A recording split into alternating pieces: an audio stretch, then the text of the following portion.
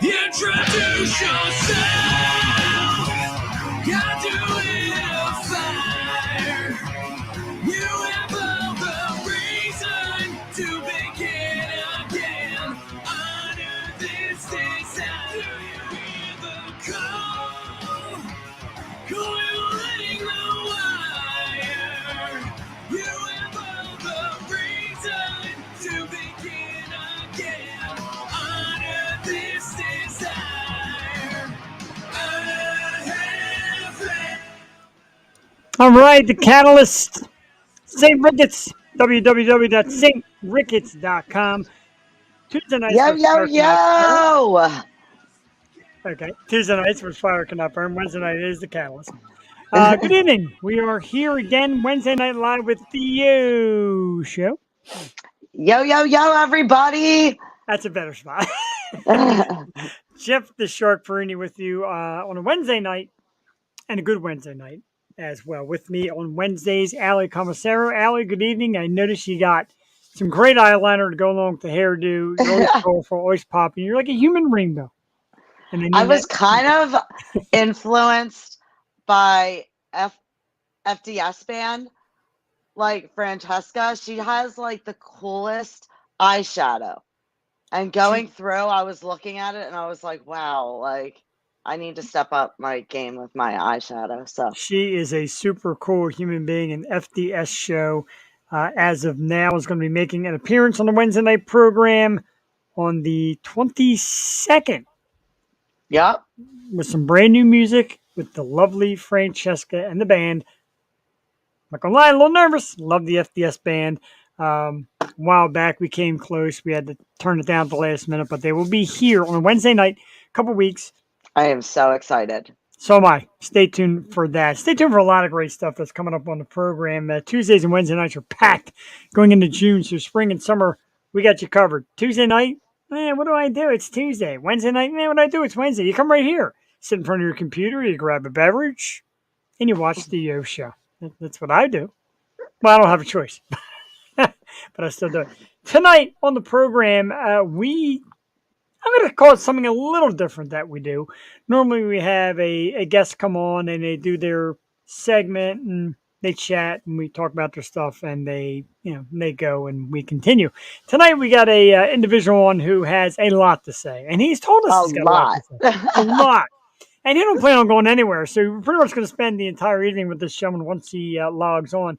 Shouldn't be too long tonight. We do go up close and personal. We have a chat with the one and only Mr. Michael Lohan. Yeah.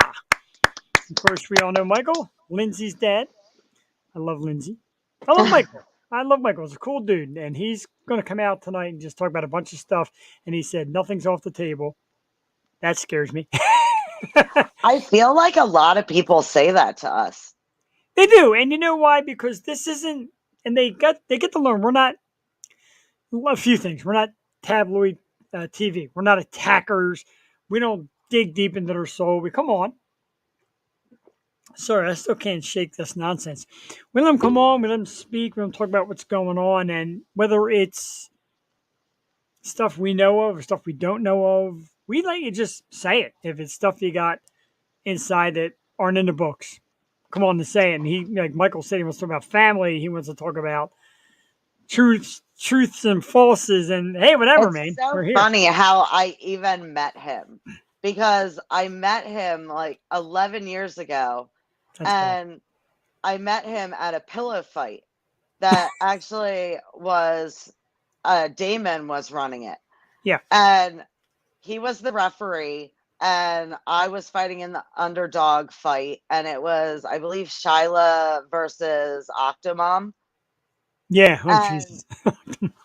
and we were sitting afterwards and we were talking about like just life and about the pillow fight and everything. And I was starving and I ordered like 2 full platters, Jeff. I mean, huge platters full of food, including my usual cheesesteak, but I ordered like a whole nother platter on top of that. And I'm like going to town and my friends know I love cheesesteaks, but nobody was like really paying attention to what I was doing. And Michael looked over at me and he's like, "Are you pregnant?" And I was like, "No way. No way. Like, there's not a chance." And my friends had all kind of been telling me that my boobs were getting bigger. So a week after that, I found out that I was pregnant, and now I have Jackson. How about that? You should have named him Michael because he knew it. Jewel Tatey in the house, our Tuesday night girl. Good evening, Jewel. Thank you for tuning in. Jewel's Hey, like, "Whoa." Jewel.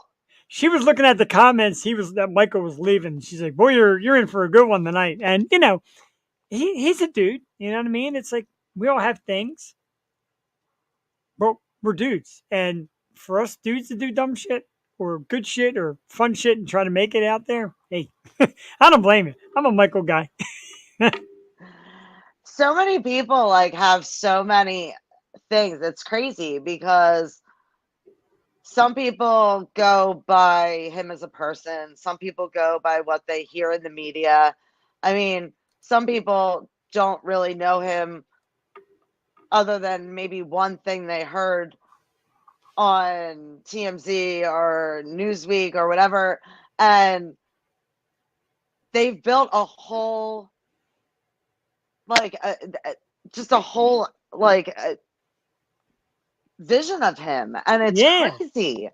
Like I've said, if I was half the things people invented that I was, I'd be like the coolest dude on earth. I'd be a billionaire. I'd be all this great stuff. And kind of like with Michael, like you read about his stuff and like the real stuff and the stuff that he types himself on social media that are like his life. And like, man, where's this at when the media is building up these stories? Like, give us some real deal. And that's a little bit of the problem there with media. I mean, we're slightly media ourselves to an extent, but the way the media just paints everybody is I don't something else. consider myself media. I don't know. We're not really media. We're a freedom platform. Like I said, I love people to just come on and A talk their freedom business. platform. Yeah, that's what I'm going to call it from now on.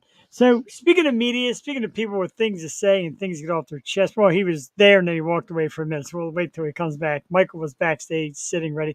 Okay, he's there sitting ready to go. Looks like he's lined up. Our guest tonight.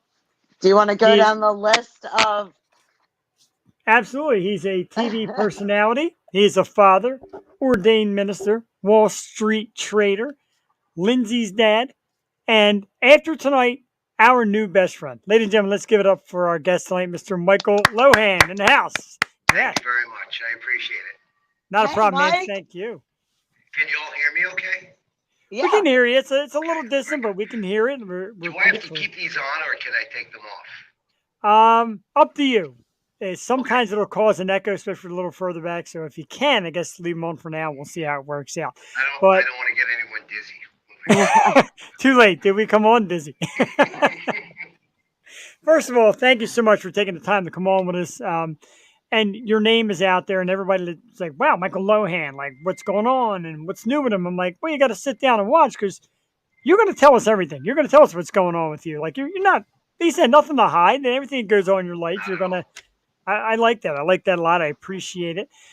So really, let's get into the first thing first is the anniversary of your sobriety. 18 years, dude. That's amazing. Thank you. That's Congrats. February 19th. Thank you very much. Yeah, man, the willpower alone is absolutely amazing, and we congratulate you on it. Do you want to tell the story of what led you there? Because I know you said there was a story that led you down that road and kind of brought you to the decision it was time. You want to share that with us while we got you? Sure, literally it was a road. It was the road was Cold Spring Road in Sasset, New York. I hadn't drank in about 7 years prior to that, but I was out at dinner with a friend of mine at a place called JD's Steakhouse in Huntington, Long Island, and I got a distressing phone call from an anonymous number, and they said that my daughter had a problem, and Oh, I should get down to New Orleans. And they hung up the phone. I had no information, didn't know what was going on. One thing led to another. I called everyone I knew to try to find out. No one would tell me.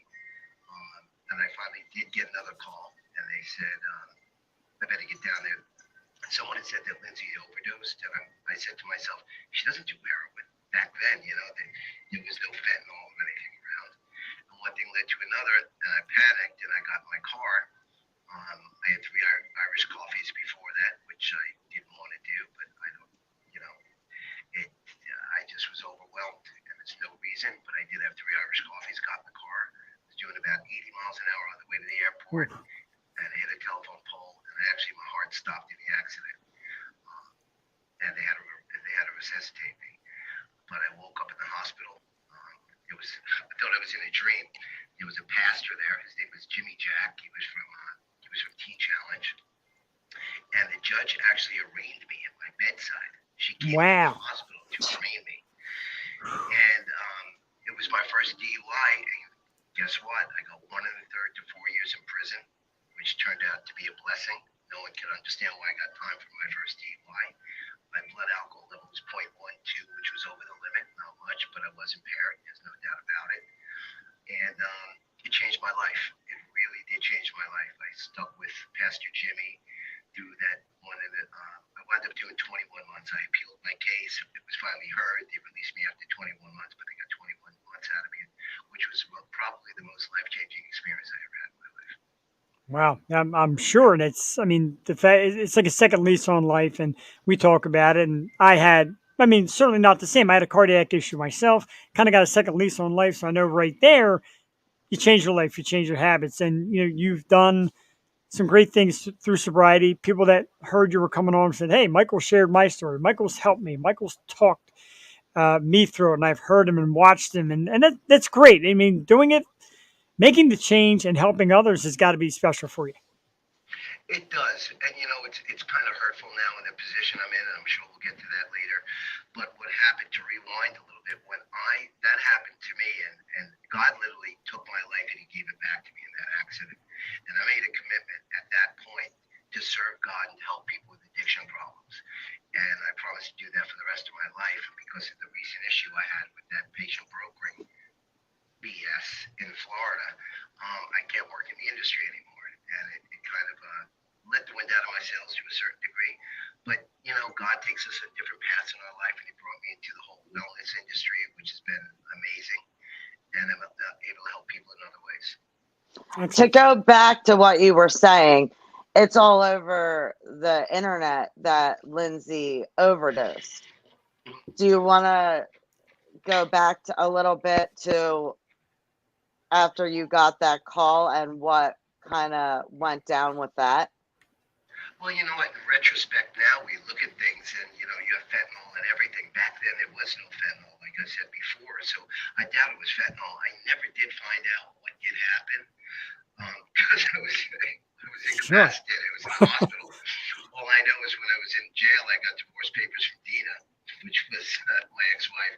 I wasn't happy with that. We're in a great place now, though. Dina and I are great friends. I'm even friends with her boyfriend, Jesse. Which is kind of odd, but we are. Congrats on coming that far. You guys have been through a lot. Well, you know what? For the sake of the children, you don't want to have any kind of, that was part of the problem that we had when Dean and I never expected Lizzie to reach the level she did. I certainly didn't so quickly in life. And we were always just a regular family. My family, my side of the family, and Dina's side of the family for that matter, are just regular people. Everyone in my family works in Wall Street, or they have companies, and we're just very unassuming people. But once Lindsay reached that level of stardom and we got that notoriety, my family kind of stepped back because they don't like being in the public. I mean, I have a nephew who's a professional hockey player. My brother was a professional lacrosse player. I have another cousin that's a professional golfer, and they're not in the media. I mean, the only reason why my nephew Kevin was in the media playing hockey is because he's Lindsay's cousin. And, there was he got jumped by some guys when he was a captain of BC. When he was in grad school, he was jumped by some cops from Philadelphia. Well, that sounds about right, Philly. That were up in Boston, and they got a little irate. 5 guys jumped my nephew. But, wow. That's the only reason why they're in the news. They don't like the press. My family are very, very good people, but Dina kind of, she liked being involved in that because she grew up in it. She wanted to be a dancer growing up. And although I did some soap operas when I was a kid and did some TV commercials, I never really liked that industry, and I went and worked on Wall Street instead. Um, but people, it's kind of hard. It's really hard when you have a kid that's really has come to that point so quickly. Yeah, And she was massive. She's been in everything. Yeah, but she's been. it's a shame too because we weren't. I wasn't involved in Lindsay's business. I never was an agent. I never brokered any deals. Never made a red cent for my daughter. She'll tell you that I never took one penny. And Dina was her manager, and she was entitled to whatever she got. I don't care. But I really don't think that families should be involved so much with their kids when they're in the industry because people get the wrong idea, and I never want to benefit from my children. I mean, let's face it, we didn't raise a star. We didn't make Lindsay what she is. Lindsay has that gift, that talent. I don't know any kid at 10 years old that could take 15 pages of script and memorize it in an hour and not make a mistake. That could put on 2 accents and the Tasha Richardson, God rest her soul, say to the director, to Nancy Myers, why do you have a voice coach? She did it on her own. Wow. So she's just an incredible talent. My son was actually just watching that, and he's like, I was trying to explain to him, he's like, which one's her and which one's edited? And I'm like, the answer is both. Both, yeah. Yeah.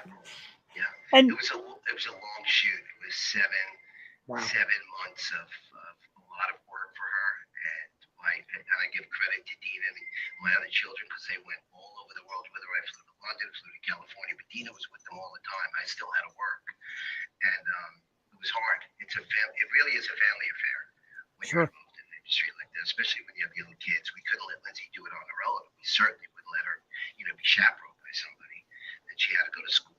Disney was really great about that. Nancy Myers and Charles Shire were their parents themselves, and they were always Lindsay, school.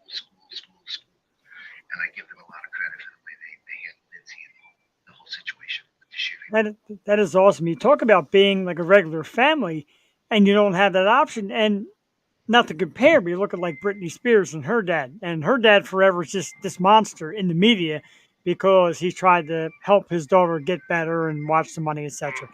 And I mean, I know it's a little different situation, but people like the media takes right off as, oh, Lindsay's dad is this, that. And I never even knew that much about you. And to start reading, and all you read was what tabloid was feeding us. How frustrating does that have to be? And how do you handle that? It's horrible.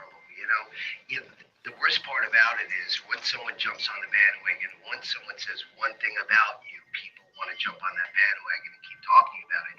And although you're right and they're wrong, you never fine print. You never get the correction. People that meet me, they say to me, oh my God, Michael, you're nothing like they make you out to be in the press. And I'm like, gee, thanks, and you're going to get me tonight, good, bad, or indifferent. But you can ask me anything, and I'll tell you. I gotta ask, what is the craziest story that you've heard about yourself? Oh, when I jumped out the window in Tampa. From how high? I fell four stories. 4 stories. So let me tell you the story behind that. You want to hear it? Yeah. Oh yeah, of course. Okay. So, my children's mother, Kate Major Lohan, and I were just dating at the time. We were engaged, and she was having some struggles with addiction, and I told her I couldn't do it anymore. So she moved back from Boca Raton. She moved back to actually I was in Fort Lauderdale at the time, and Dennis Rodman was my next door neighbor. Oh Jesus. Oh, that's gotta be fascinating. I had one penthouse, he had the other at the Ocean Manor Hotel. Anyway, so That's like a media frenzy, not to cut you off, but you two side by side had to be something for the media. No, I was like babysitting Dennis. I was like, Dennis, you got to stop drinking. And, we're still friends. And ironically, you wound up doing the commercial, the Planet Fitness commercial with Lindsay for the last Super Bowl. Not the last one, the one before. One before, yeah. But anyway, so Kate went back to her father's house in Longboat Key, and she was having some arguments with her dad. And she said, I have to get out of here. She said, I want to go to Tampa. So I said, okay, I'll get you a place in Tampa. I would go up on weekends and look at places. I found this beautiful place where all the Buccaneers lived, this beautiful penthouse apartment, and I set her up in the apartment.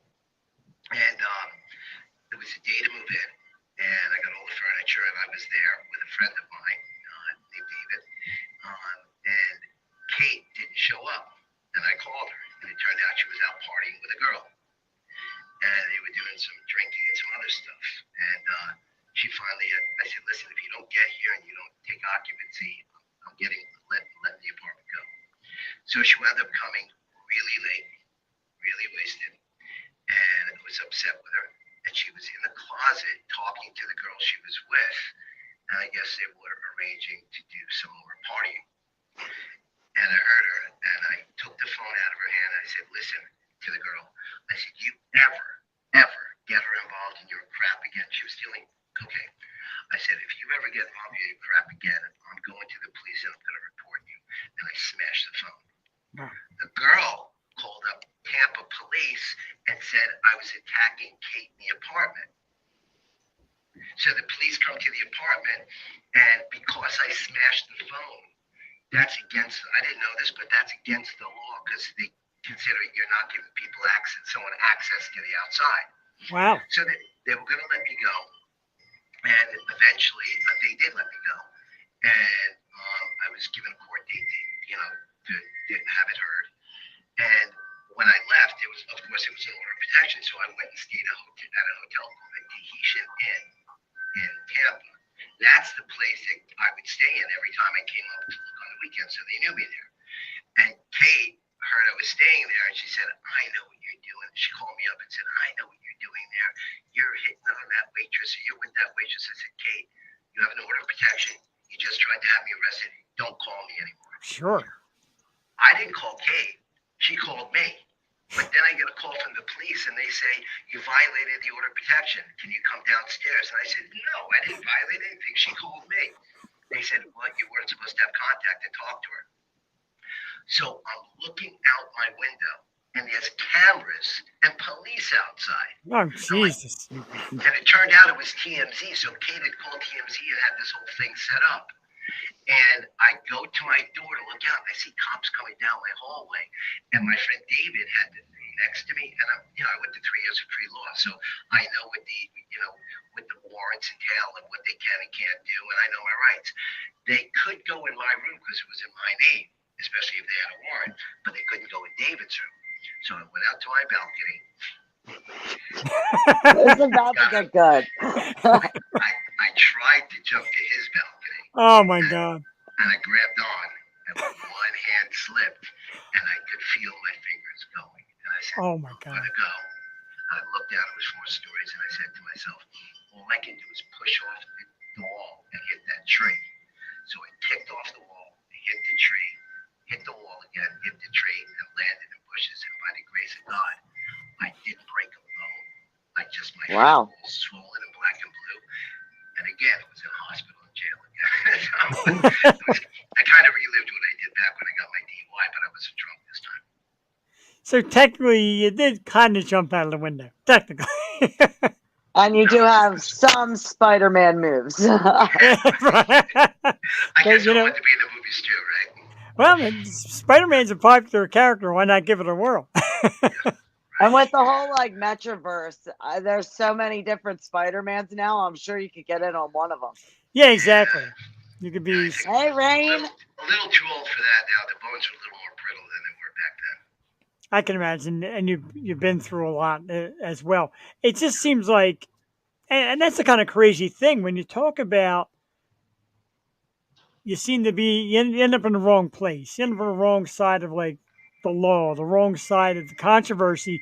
But when something like that happens, it's almost like you're the victim, but now nobody sees it because, hey, it's Michael Lohan. So, she calls you, you answer your telephone, and boom, here you are in trouble again.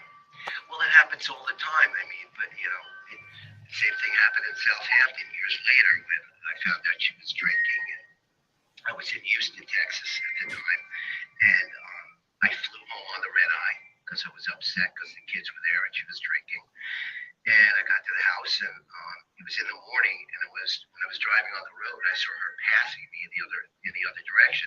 Southampton's a small town, and I pulled into the gas station, and she pulled in, and I saw vodka in her car, some people may not like this, but I called the cops. I called my friend who's the mayor, and then I called the chief of police and who I knew out there. I said, look, she's drinking and driving. She had my kids in the car. She's going to hurt somebody. I said, pull her over. So they wound up pulling her over. She got a DUI. In New York, it's catch and release. If it's not a major felony, a major crime, you just go in and they release you without bond. So they release her without bond. She comes back to my house, and the next morning, she said that she was going to a lawyer in town. So I said, okay, I'm going food shopping with the kids. Went food shopping with the kids. I got a call from her. I'm done with the lawyer. Meet me at the coffee shop. Went to the coffee shop, surrounded by cops with my two poor little kids. And I said, what's going on? They said, your wife said you assaulted her. I never touched her. Listen, this is how the law is so screwed up. So they arrest me and they release me too. But they released me to the same house. Now, if there was any kind of domestic violence, why would they send me back to the same house that I went to with her? That's the making for a war, right? Someone could get hurt. But by the grace of God, when I went back there, I put my phone on record and I said, Kate, why would you do this to me? Why would you lie? Is this retribution because I called the cops? And she said, yep, that's what it is. I said, fine. Got in my car, drove down to the police department, let them hear the tape, and dropped the charges. Well, I mean, you're guilty until proven innocent. You're not innocent until proven guilty. This system is broken. It's broken. You have shows on Vice where these people are interviewing these, what is it called, Drugs Inc. They're interviewing fentanyl dealers and people trafficking people and these organ harvesters and all this stuff. They're interviewing and they don't even arrest the people. Right. That's confusing. It's really confusing. So you're allowing them to do that in the show Intervention. They pay people to do a documentary of them buying drugs and using drugs, and then they're televising it, and then they're putting them into the show and putting them into rehab.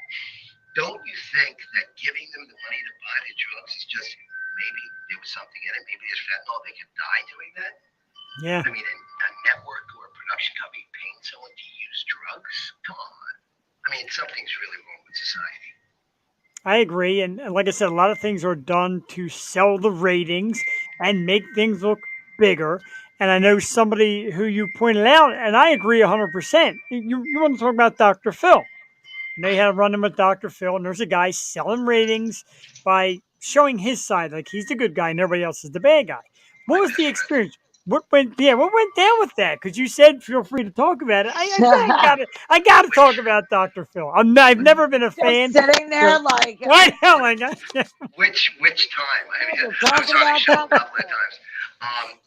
So the time I think you're talking about was also involved Kate, where Kate, I had full custody of my kids. I still have. That's great. And Kate was, she was not living at the house with us, and she was not supposed to be around the kids. And I had, she said she wanted to go to rehab, so she wanted to come to the house and get some of her clothes. I said, okay, I'll be out with the kids all day. I'll be back at about 5 o'clock. So I'll be out till 5. So I'll come back at 6. Just make sure you're out at 5 when I get back. So I get back at 6, and she's still there and drinking. So I had a verbal war with her. It was on tape. It was just verbal, nothing physical. Just yelling at her, what are you doing here? You shouldn't be here, this and that. One thing led to another. She did leave. She goes to rehab for 30 days. When she gets out of rehab, she goes to her counselor and goes to her case manager and said, guess what? Before I went in to rehab, Michael violated a court order by allowing me around the kids when I went to get my clothes. They took my kids away. And that's what landed him on Dr. Phil. And my poor amazing mother got on a plane at 11:30 at night just to come down and get my kids. Wow. And they took them and they took them right out of school and put them in with a foster care family. How long did it take you to get the kids back after that episode had aired? A couple of weeks. But even a day is too much for a child. Sure. To be taken from someone who loves you. I mean, my little kids. I raised the boys, and I was a single. That's why I have so so much respect for single moms and single parents in general, but a lot of single moms, because now I know what it's like to really raise kids on your own. And I had a job. A lot of moms, single moms, don't have a job. They get child support. I didn't get child support. I worked and I raised two little kids, and they were like what, 6 months to a year and 2 years old. I mean, I'd be laying with one in bed and having the bottles next to me, feeding the other one the bottles. But Yeah. so it wasn't easy. But with Dr. Phil, he puts a spin on everything, and he Sure. kind of attacked me, saying I did the wrong thing. I thought I was doing the right thing by allowing her to get her stuff and giving enough time for her to get out. But you know what? That's the way they spin things. And you didn't see this part, but when he started to get really kind of attacking me and knocking me, I leaned over. It was going to a break, and he leaned over to me and he said, "Do you really want to mess with me?" And I looked at him and I said, "Do you really want to mess with me?" He said, so we went to a break. I don't think he wanted to go back and finish the show. Someone pulled a fire alarm. So there was like a 1 hour delay. Oh In the my meantime, God. they pulled me in the back and they said, "Michael, you're going to settle down." I said, "Settle down. Tell him to settle down because I'm not taking his bullshit. Right. I'm going to tell it like it is. And I'm going to call him out for what he is because he's not a doctor. I mean, come on, give me a break." Well, we got a surprise for you on our show, Dr. Phil. No, I'm kidding. Dr. Phil in the house. Bring him on. I know, Bring 'em right? on. That was never a fan. That's the thing. Like, it's his show. So, yeah, he's going to get the upper hand and present it his way and spin it to sell the ratings. He could care less about who's in that seat and what the other side, because there's three sides to every story: your side, their side, and the truth, as they always say. He's not after that. He's after what's going to get a rating. What trigger word can I say to make you snap? And obviously, he knows it. Well, he did it with my ex-wife Dina too when she did the show, and it made it look like she was out of her mind. They didn't mention that before she went on the show in the green room. They had coffee and they had alcohol and just I don't know. It just there's a lot of funny business that goes on with talk shows. There really is. I mean, with the setups and so on and so forth. It's like reality TV. I have to say this: the shows that I did, Celebrity Rehab and Couples and Family Therapy, it wasn't scripted and it was real reality. They just, did what we did, said what we said, but they edited it to make it look the way they want it to look. Sure. Not to say some Yeah. other shows aren't scripted, because they are. They put them in situations and tell them what to do, what to say. But ours weren't. The shows I did were really well done. I don't like the way it edited the part of them, but they, and it is what it is. When you put yourself out there, you have to be open to whatever they're going to do. So, it's part of the game. See, I think you need yourself a platform like this where there's no FCC, you control your own, you say what you say on your. I would curse if I curse, but I don't curse. So, We curse here sometimes. There's no regulation, but I get you. But well, it's so, not the Howard Stern show. Jeff's Wow. been doing pretty good since last week. We had some minors on, so you did really good last week. I was so proud of you. for the teenagers, you got to keep it clean. Yeah, sometimes they're worse than we are. True, true. There's been stories here in PA closing Chick-fil-A's, under 16 not allowed, stuff like that. So I get you there. So a lot of the stuff that comes up with you, and I know Allie will get into more of it later, like you have never shied away from lie detector tests and proving yourself innocent, etc. And you're winning these all the time. Nobody ever comes out and says, "Hey, well, what are we going to say? Michael Lohan did a lie detector test and came out great." Where's that story? Why is that not being shown to people? It really gets me sick because, let's face it, if you watch any show, whether it's 48 hours or if it's Dateline or whatever, when there's a story on about somebody that commits a crime, the first thing they try to do is find out if someone's telling the truth or not. So what do? They say, "Are you willing to take a lie detector test?" If they take it and they pass, usually they say, "You know what, he passed the test and his alibi is good, we're scratching him off the list as a suspect, or he's not guilty." If someone says they're not going to take the test, right away they're under scrutiny. They think they have something to hide. And if they fail a test, of course, they're guilty if they believe they're guilty. And usually they are. Some people are nervous and they can't get by it, but most of the time they know what they're doing. They're very specific in the testing. Well, with when this whole patient brokering thing came up, the first thing I said is, I want to take a lie detector test. I never sold a patient in my life. Everyone. I have hundreds of letters. I have proof that I got paid a steady salary every single month for every single treatment center I worked for. And even when I worked at the line, I was at Pride. I was sending people to detoxes when we couldn't take care of some of the clients. I'd send them out. So why wouldn't I get paid from the other places if I was a patient? Right? Okay, let's go back a little bit because people might not know exactly what we're talking about. Okay. Why don't you explain what Pride Recovery is and what you were doing for them?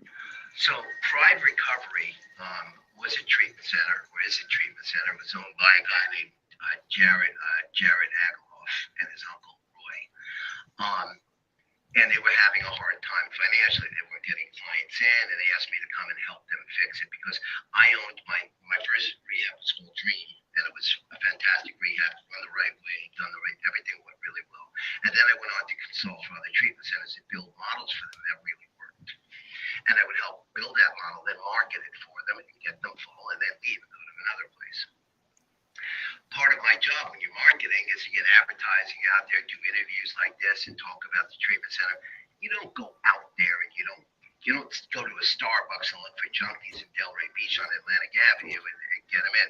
And I don't mean to offend anyone by saying junkies. That's just the way they put it out there. Sure.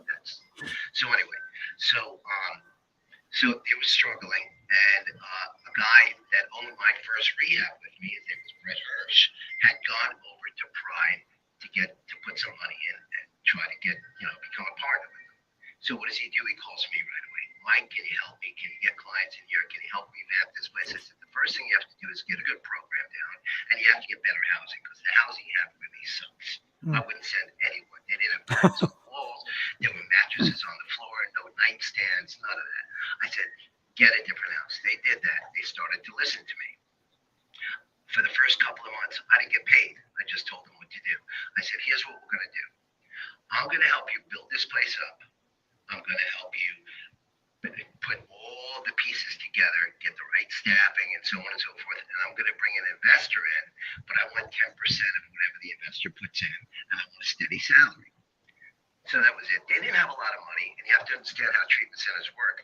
They get paid from insurance companies, and they don't always get paid on time, so money comes in part and parcel. 1 week you might get $2,000. The next week you might get $60,000. Wow. So when I first started working there, they couldn't pay me. I only asked for 10 grand a month, and usually I get double that. So I said, here's what I want. I said, I just want my 10 grand a month. And as they got money in, they pay me. So they give me 2,500 here, another 2,500. It always added up to 10,000 a month though. But when they got in trouble for doing whatever they were doing, and this guy, Brett, got in trouble for other stuff, right away, they turned and said, Michael Lohan was selling us patients. And I was like, what? I get 10,000 a month.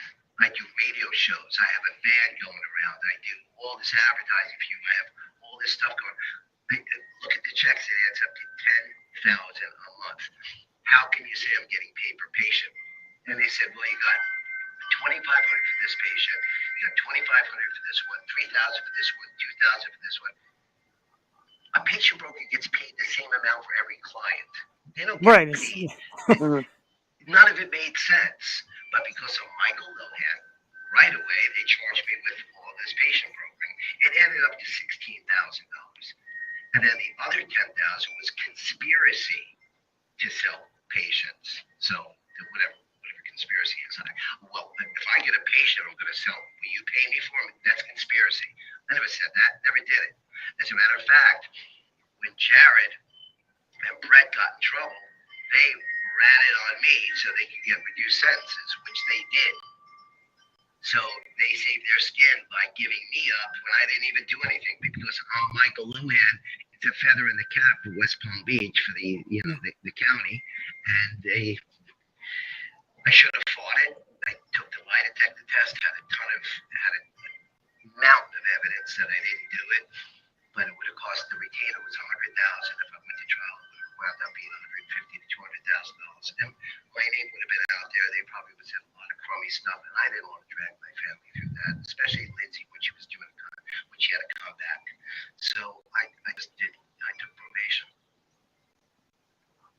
I guess I regret it. it's all you can do. And you kind of talk about the law and how sometimes, no matter how innocent you are, you're stuck in a situation. We have now, I got to kind of apologize because the way our system's set up, it doesn't show it great, but I got the copies of these lie detector tests. I told Allie earlier they don't come out very well. So you can kind of blow it up and get an idea.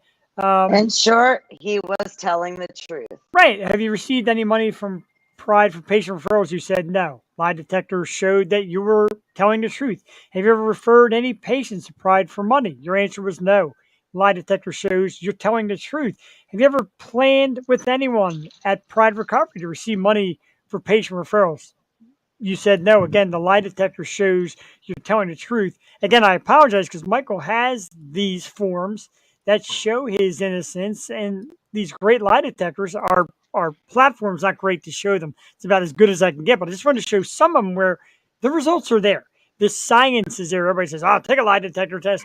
We'll show you, and you like they showed the stress test, and they showed how your body was reacting normally. Your patient and calm and just delivering honest answers. And again, attacked. But look, there's the evidence. The evidence is in these. Like I said, we could just see that everything you go through. You're going through this story. Well, I took 3 polygraphs, and they all Yeah, came out the same. I it's passed unbelievable. all 3, and then I took a voice stress test from a sheriff in Palm Beach County, and I passed that too. So I took 4 lie detector tests, and I passed all of them. So if you're lying, how do you beat a lie detector? If you know how to beat a lie detector test, sell the information because a lot of people will probably buy it from you. You can't. Do you know what the other guys got for charges?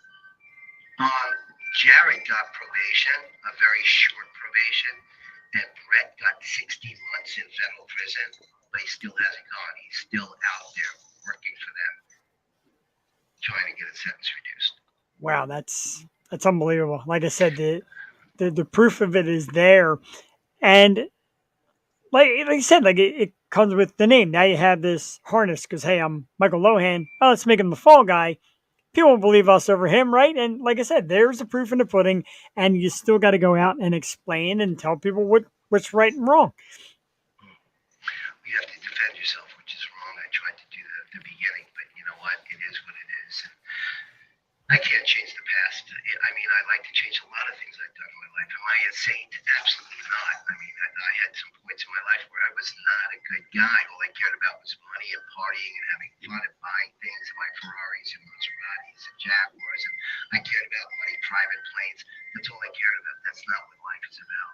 Let me tell you, that's not what it's about. There's more important things in life than material things of what you can make or what you can get. It's truly life is about doing the golden rule. Do unto others as you want done unto yourself and helping other people. It's more joy for me in giving than doing anything else in my life. That's pretty awesome. You had mentioned earlier on when you commented on our post, you're going to talk about family. Let's talk a little about family, your boys Oh, and it's Lindsay and so how cute. The everybody's doing. pictures. You look so happy with your boys. Yeah, I'm very happy. There's some things in my life I don't want to get into, right? To be honest with you, but there's little aspects of my life which I wish I could change them right now. There's other people in my life I wish I could have in my life that that I can't at this point in time, but probably will in the future. But it hasn't been easy. My 2 little boys are my life. My other kids, Michael, Allie, Lindsay, and Cody, are absolutely amazing. Um, they're doing really, really well. My son Michael just made me a grandfather, and Congratulations. Oh, Isabel, congrats. yeah, just amazing, just amazing. I'm so blessed to have the kids I have. I really am. They're all they're gifted in their own ways. They've been really blessed by God, and they're good kids. They really are. Allie's been in a lot of movies. Yeah, She's Allie been in a has. lot. She was just in that Falling for Christmas. She was Bianca. Yeah, Cody is actually in Irish Wish, which is coming out too. Oh, well, But you see, the thing about them is, especially Allie, has been doing things. Allie was a model in South Korea. She modeled all over the world. Allie never rode on Lindsay's coattails. She never did. Neither does Cody. But Michael certainly didn't because he's not in the industry, in the entertainment industry. Right. But Allie and Cody are. They were just in Fashion Week with Lindsay, and they look fantastic in New York. But I give them a lot of credit because they're doing it on their own. They don't call Lindsay to ask her for favors. They do it on their own, and I really admire that. That Yeah, is pretty amazing. Allie has a really nice song. Yeah, as a matter of fact, she sang the theme song for Temptation Island, the show. Oh wow, yeah, all right. She Awesome. works with the Burnett family, with Mark Burnett's son James, and he's amazing. Actually, I know the mother from high school, Diane Burnett, Mark Burnett's ex-wife. I know she grew up in the town I grew up in, so we're all friends there, and they're good people. I'm so happy to have my kids around really good people. I really am. That's great. I got it. Go ahead. I was going to say, like, no matter what anybody says about Michael Lohan, past, present, the blood in the veins of these children show the talent and the drive and the ability. So that's something to be proud of. Like, you have a talented group of kids there, and like I said, you said they go out and get it, but it comes from somewhere. It starts in the family genes, man. So you're delivering that, and that's amazing. Thanks, but they didn't get their voice from me, that's for sure. You know how to sing. They didn't get that from me. My kids go to sleep because they don't want to hear it now because I'm still behind them to sleep. Well, that's They it. got Because the confidence. They got Right. the confidence from you. true. Yeah, And they get the drive to learn how to sing. So like, I don't want to sing like Dad. So they start learning how to sing. Let's take a step back into a sad moment we learned today. We talked about the story last night. Good friend of yours, Mr. Tom Sizemore, who obviously had the brain aneurysm, and Tom had officially, I believe, has passed today. You had said, how hard's that hit you? Because I know you guys were close. We had this picture. Allie said he wants to make sure we share that picture. It's a great picture. Tom's a great guy, a great actor, and you guys are great there. How hard is that hitting you, man? It's got to be tough. I don't know if you can tell, but I have tears in my eyes. It's just, I can believe it. he's, I can tell you stories. I mean, that poor guy struggled. But you want to talk about a talent. You want to talk about a blessed guy. You want to talk about a man that loved his son. I'm getting goosebumps. Tom, I am too. I'm telling you, honestly. all he cared about was his son. That's it. He couldn't beat it. He couldn't beat his addiction. I'm not saying the aneurysm was from that, but it could have been. But he's just, I can't say he was taken too soon because God knows, only God knows your time. Just like my mom's passing was all my mistake. It just didn't happen out of nowhere. It should have never happened. I believe a lot of things shouldn't happen. We don't understand why they happen, but later on we will find out why. But Tom was an incredible talent. I remember a little bit of a funny story. I was out with him at Barfly years ago. I'm talking about 20-something years ago. And Sylvester Stallone was there, and Tom was drinking a little too much. And I said, buddy, let me get you home. Got him home, and he wound up going home with a girl. And I had left, and then I got a call back from one of my friends and said, Mike, you better go to Tom's house. I said, why? He said, there's a helicopter and police surrounding his house. I said, why? Because the girl he was with had an argument with him and left and called the police and said he was making meth in his house. Oh my God. Which was a lie. They surrounded him. So I had to go back to the house and try to talk him out. It was a funny scene. But and then years later, I guess it was about 5 years ago, I was doing a lot of events, anti-addiction events, and I had a big event in Washington, D.C., and Mario Lopez and Dionne Warwick and Tom and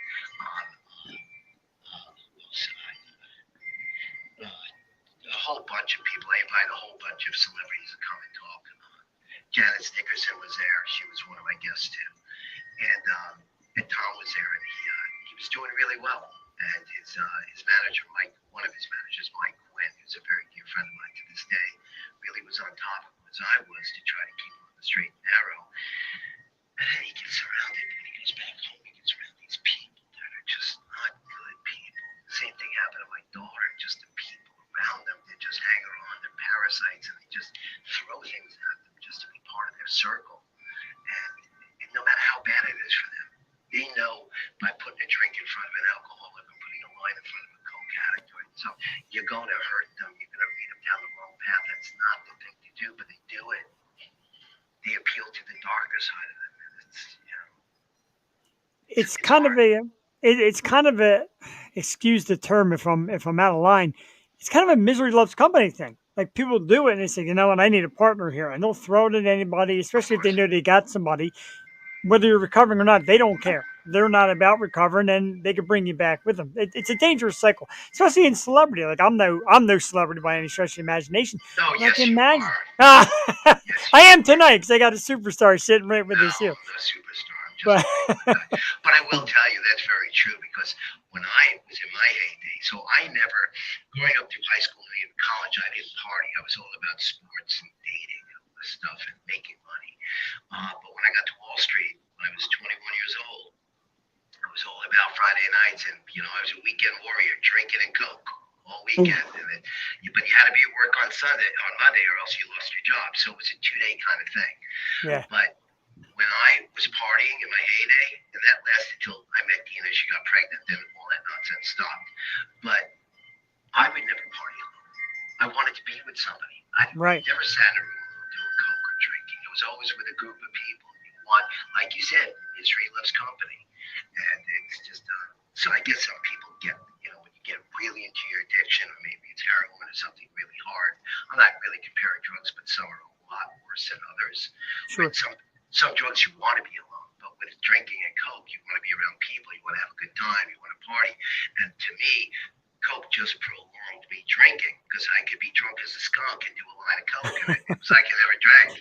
And then Right. then you're high, and you want to come down again, so you drink. It's a crazy cycle, and I advise people don't follow that cycle. It Yeah. it leads to nowhere. It'll lead you to a telephone pole. It'll lead to your death. And by the grace of God, I had an epiphany, but some people don't get that chance. So, it just it's really scary. Speaking of addiction, Kate's in for her third DUI right now, correct? Well, she was in for a third Okay. DUI, Where but where do you guys stand as far as with you two with dealing with the issues? she's it's like there's other issues that I won't really get into to respect her, but she went to rehab. She's doing pretty well sobriety wise, but being sober isn't just not drinking or not doing drugs. Sober is a lifestyle. Sober is conducting yourself the right way, doing the right thing, and those 12 steps that everyone follows and they talk about. It has to do with accountability, righting your wrongs, being honest, and so on and so forth, living a moral life. People can be sober and not do those other things. And Hmm. I don't want to get into it, but it hasn't been easy. It hasn't. Believe me. But Uh, she does have 3 months Yeah, in rehab. yeah. She's been, That's from what I great for understand, her. passing all over urine tests and everything else. But you know what? That's her life. I've gone down this road for a long time. It's been 12 years of this. And, it's really hard. And most importantly, I have to. It's about my kids. They need, and I don't want to cut a mother out of their life. I certainly don't want to do. Kids need their parents, but they need sober Sure. parents. So if someone has a chance, they do stay sober. You gotta let their parents be part of their life. When I went Yeah. through my divorce with Dina, it was animosity more than anything that kept my kids from her. I gave Dina everything, the house, all the equity, everything. I just wanted a relationship with my kids, and that was taken away from me for a little while. And that hurt my kids more than anything. And now they talk about it like, Dad, that was really wrong. What happened to you? We're best friends again, all of us, That's a good thing. And one including of the Dina. sure, right, and that's good of you to come out and add that in. Um, a misconception, and again, I've never recovered or been an addict or been anything of that nature, but the misconception is people are on drugs, they go to rehab, and they think it's okay to drink. It's still a big no-no to even drink. Am I right? Absolutely. Some people go to rehab for cocaine or heroin, and they come out, they start drinking, they become an alcoholic. They think you're switching one addiction for another. Some Right. people do it with sex, believe it or not. A lot of people go in and they hook up with people. God knows I know that story. Come on now. I was tempted to post it on Facebook a couple of times, but no, I'll stay away from that. Anyway, but people switch addictions, and it's really, really dangerous. You can't, it's really, and it's an excuse. It really is, because an addiction is an addiction, whether it's shopping, whether it's gambling, whether it's cocaine. I mean, people switch addictions all the time and say, "Hey, I'm clean." No, you're not. No, Right. you're not, because you're still living an addictive lifestyle. Get rid of all of it. Change your life, because one will lead to the other. It's just a gateway. And guess I what? think it's also hard when you love someone that is suffering from addiction. I mean, people are so quick to say, just walk away. It's hard to walk away sometimes. Well, that was one of the things, Al. That's one of the things I struggle with, because people would always say to me, "Why haven't you left her? Why haven't you done this? Why don't you give up on a person?" And here's my answer: I have helped hundreds and hundreds of people I don't even know. You think I'm going to turn my back on someone that has my children or someone I love or my family members? No, I'm not going to do that. Some people play the tough love card. Yeah, to a certain degree, you have to. You can't enable them and give them money when they're using it the wrong way, but you can't turn your back on them. You may want to distance yourself and say, enough is enough, and I'm not going to help you stay sober. Get sober and stay sober, but you can't. I'm not the kind of person to turn my back on anybody. Unfortunately, I have to now with outsiders, and it breaks my heart that I have to. And you know what? The system really hurt themselves, because I helped a lot of people. I saved a lot of lives. You haven't seen the letters I've got. I mean, you know what? There's a lot of people out there. I've had quite a few people reach out to me and tell me that you have really impacted their life in a positive way. Oh, I could tell you some stories that you wouldn't believe. I'm very good friends with Tim Ryan and Jennifer Jimenez, they're celebrities too. And I have to give them a lot of credit for all the things they do too. There's a lot of people out there that do a lot of good, but then there's the ones that just do it for the celebrity or to make the money and so on and so forth. We don't. We do it because we care. A certain doctor. One doctor I do give a lot of credit to, Dr. Drew Pinsky. Yes, I used to love his shows. Yeah, love his shows. I love him. Addiction specialist I've ever encountered in my life. The man is more knowledgeable than anyone I know. The guy is just a tremendous human being. And outside of that show, this man really knows what he's doing. He really does. He is a doctor, and he knows his SHIT. He really does. His sincerity comes out in him when you watch the programs. Like, you could feel it. You could feel he really cares about. Oh yeah. Curing the addiction. One of our viewers has a non-topic question. Uh-oh. Should we give? Well, Kim, Allie knows Kim very well. Do we give Kim the floor and see if she wants to type out the question for Michael? If she's still there. I wish I had my glasses on. I can't see. Tell me about it. Without my glasses, I'm done. We'll let Kim get it. She's a good friend of the show, so we're sure it's going to be something pretty good. We won't get worried. But yeah, it's like you have people out there like Dr. Drew. And it's not so much about selling himself. It's about actually helping people. And he's had a lot of celebrities on. And sometimes the celebrities want to steal the thunder from the show. It's got to be tough. But like I said, he does great work. And it's great to watch people that actually want to be recovered. I agree. He's like the only doctor that I like to watch on any of those shows. Same. I like him. See, what you didn't see as part of Celebrity Rehab, you didn't see all the off-camera stuff where Dr. Drew would actually take the time and sit with you and talk to you. Like Dr. Jen in Family Therapy, she did the same thing, and that's why I loved him so much. We're still friends. I can call Dr. Drew right now with any problem I have, and if he's not on a plane or not in a meeting, he will pick up the phone. He's that kind of guy. I say we call him up. Thing to have. I said let's call him up now. We definitely shouldn't do. Probably could, but yeah, I'd probably lose my connection if I did. But I feel you. You got to keep the good, especially the good connections. You can keep them. I kind of wish you had Dr. Phil on Speed Docs. I'd like to bring that one on. Dr. Phil. Did Kim give us her question? She said, "I'm here. Here we go." So it should be coming up. We'll see it in a moment. And should we do like a I said, if it's, I know, right? I'm like excited for it. Make sure it's not coming to like a instant message or anything. It might be. No, it's not. Okay, here we go. I thought I saw him pop up before. Here it comes. So I used to photograph a model. She swore up and down that she knew you, that you flew her to visit. We never believed her, so I could finally ask you for myself. Who was the model? Yeah. Or maybe she may not want to name. Can we get initials? Name She's and gonna name. name her. Is she gonna name her? Okay, I'm just checking. There's She's not many calling her. people. There's She's not many calling people. someone's BS. Well, no, no, no. Well, listen. If I did meet someone, I met them, but I haven't flown many people to meet me anywhere. Um, if someone wanted to fly in and they wanted to have dinner, what's her name? Annie Dominicano. Well, that was a hard one. I'm not I even don't gonna know. try I that don't know. one. I don't know a model named Annie Dominicano. Sorry, Annie. You've been outed by Oh, Michael Lohan right here on the. Dominicano, no. No.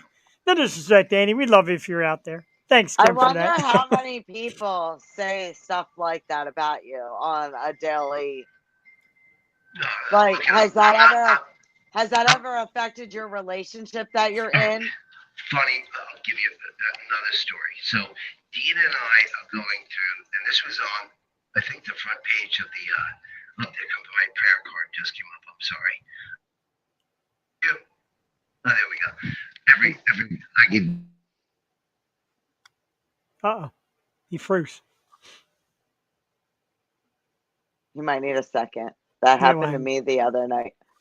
it happens sometimes, especially when something else comes up and gets in the way. So we'll hang in there for a minute. I'll tell you what. So far, I'm having a blast. I love this guy as I thought I would. Like I said, he's a dude. Things happen. Men get and actually, wow, he was that quick to jump out and jump into a new screen. My man, he's like a pro at this. Am I here? No, thank God. Welcome back, Ed. Allie schooled me before we got on the radio. So anyway, on this. Anyway, so what happened was when I was going through my divorce with Dina, we were in court one day, and I walked out of the courtroom, and there was a woman there, and she was standing, attractive woman, and she handed me a card, and I looked at it and I said, "Thank you." It was a real estate card, and I had no reason. I didn't need a real estate agent, but she said, "Give me a call if you ever need any help finding a home." I guess kind of indicative that I might need you I was right going to now. move out, right? I know, So right? one thing led to another. Her name was Virginia, and about 5 or 6 months later, I was looking for a place because Dean and I were finally splitting up. So I called her up and I said, "Yeah, I'd like to look at some places up on the North Shore of Long Island." So I met her for lunch one day and we looked at some homes and we stayed in touch and she had more properties. And one time she had said, "Oh, for the 4th of July, we're going to Bayville for a party. I'm going to be with my family and my daughters. And would you like to come?" So one thing led to another. And I started to go out to lunch with her and see her. And she wanted to get serious. And I said, "Listen, Virginia, I just got out of jail. I just had my DUI. I'm going to love with Dina. I'm not ready for a relationship."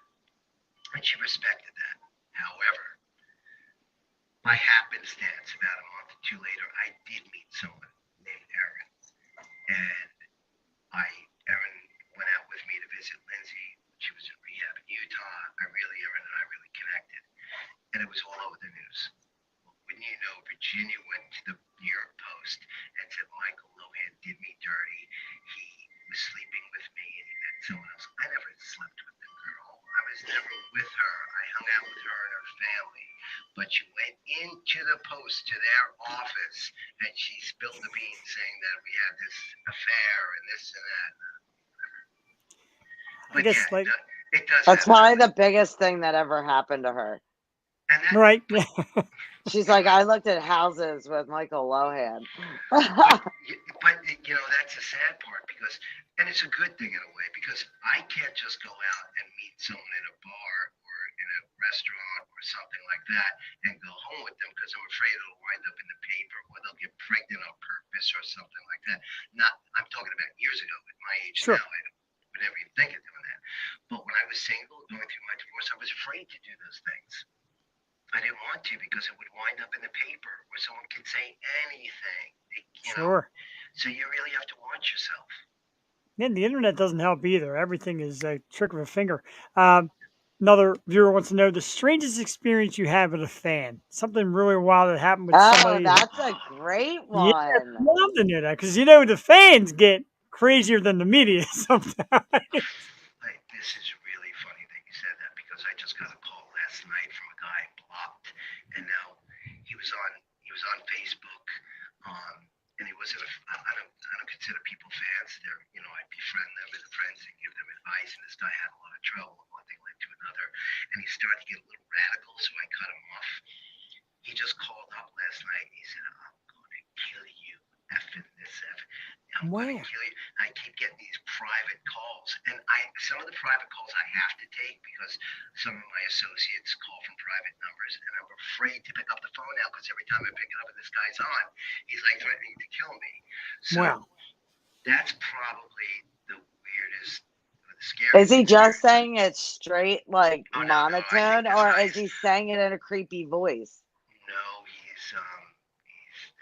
it sounds like he's serious. He Wow. doesn't know where I live, of course. That's why I don't. But there was one other situation. It was in the paper. Um, when I was living in Santa Monica, right on the pier, right where the pier is with the Ferris wheel and everything, I was right Mm-hmm. on the beach, and my parking lot was next to it. And I had my car in the parking lot, and my car alarm started going off, and I went out to my car, and when I went out to my car to see what was happening, some guy said, "You're dead, Lohan," and he came Wow. after me with I thought it was a knife. It was a box cutter, and I still have the scar on my arm. It's on my arm. But I put my arm up and I blocked it. I was able to get the box cutter and take him. They hit him on the car, broke his nose, and he took off. But it turned out it was a crazy follower that attacked me in the parking lot. It was all over the news. It's Michael Lohan attacked by someone in Santa Monica. Yeah, Wow. actually, Did he? Did he? the story I heard was Michael Lohan attacked guy with box cutter who took it out of his hand and came back. Yeah, right. They couldn't get that one wrong because I was the one he took off. I was the one with the cuts on me. So.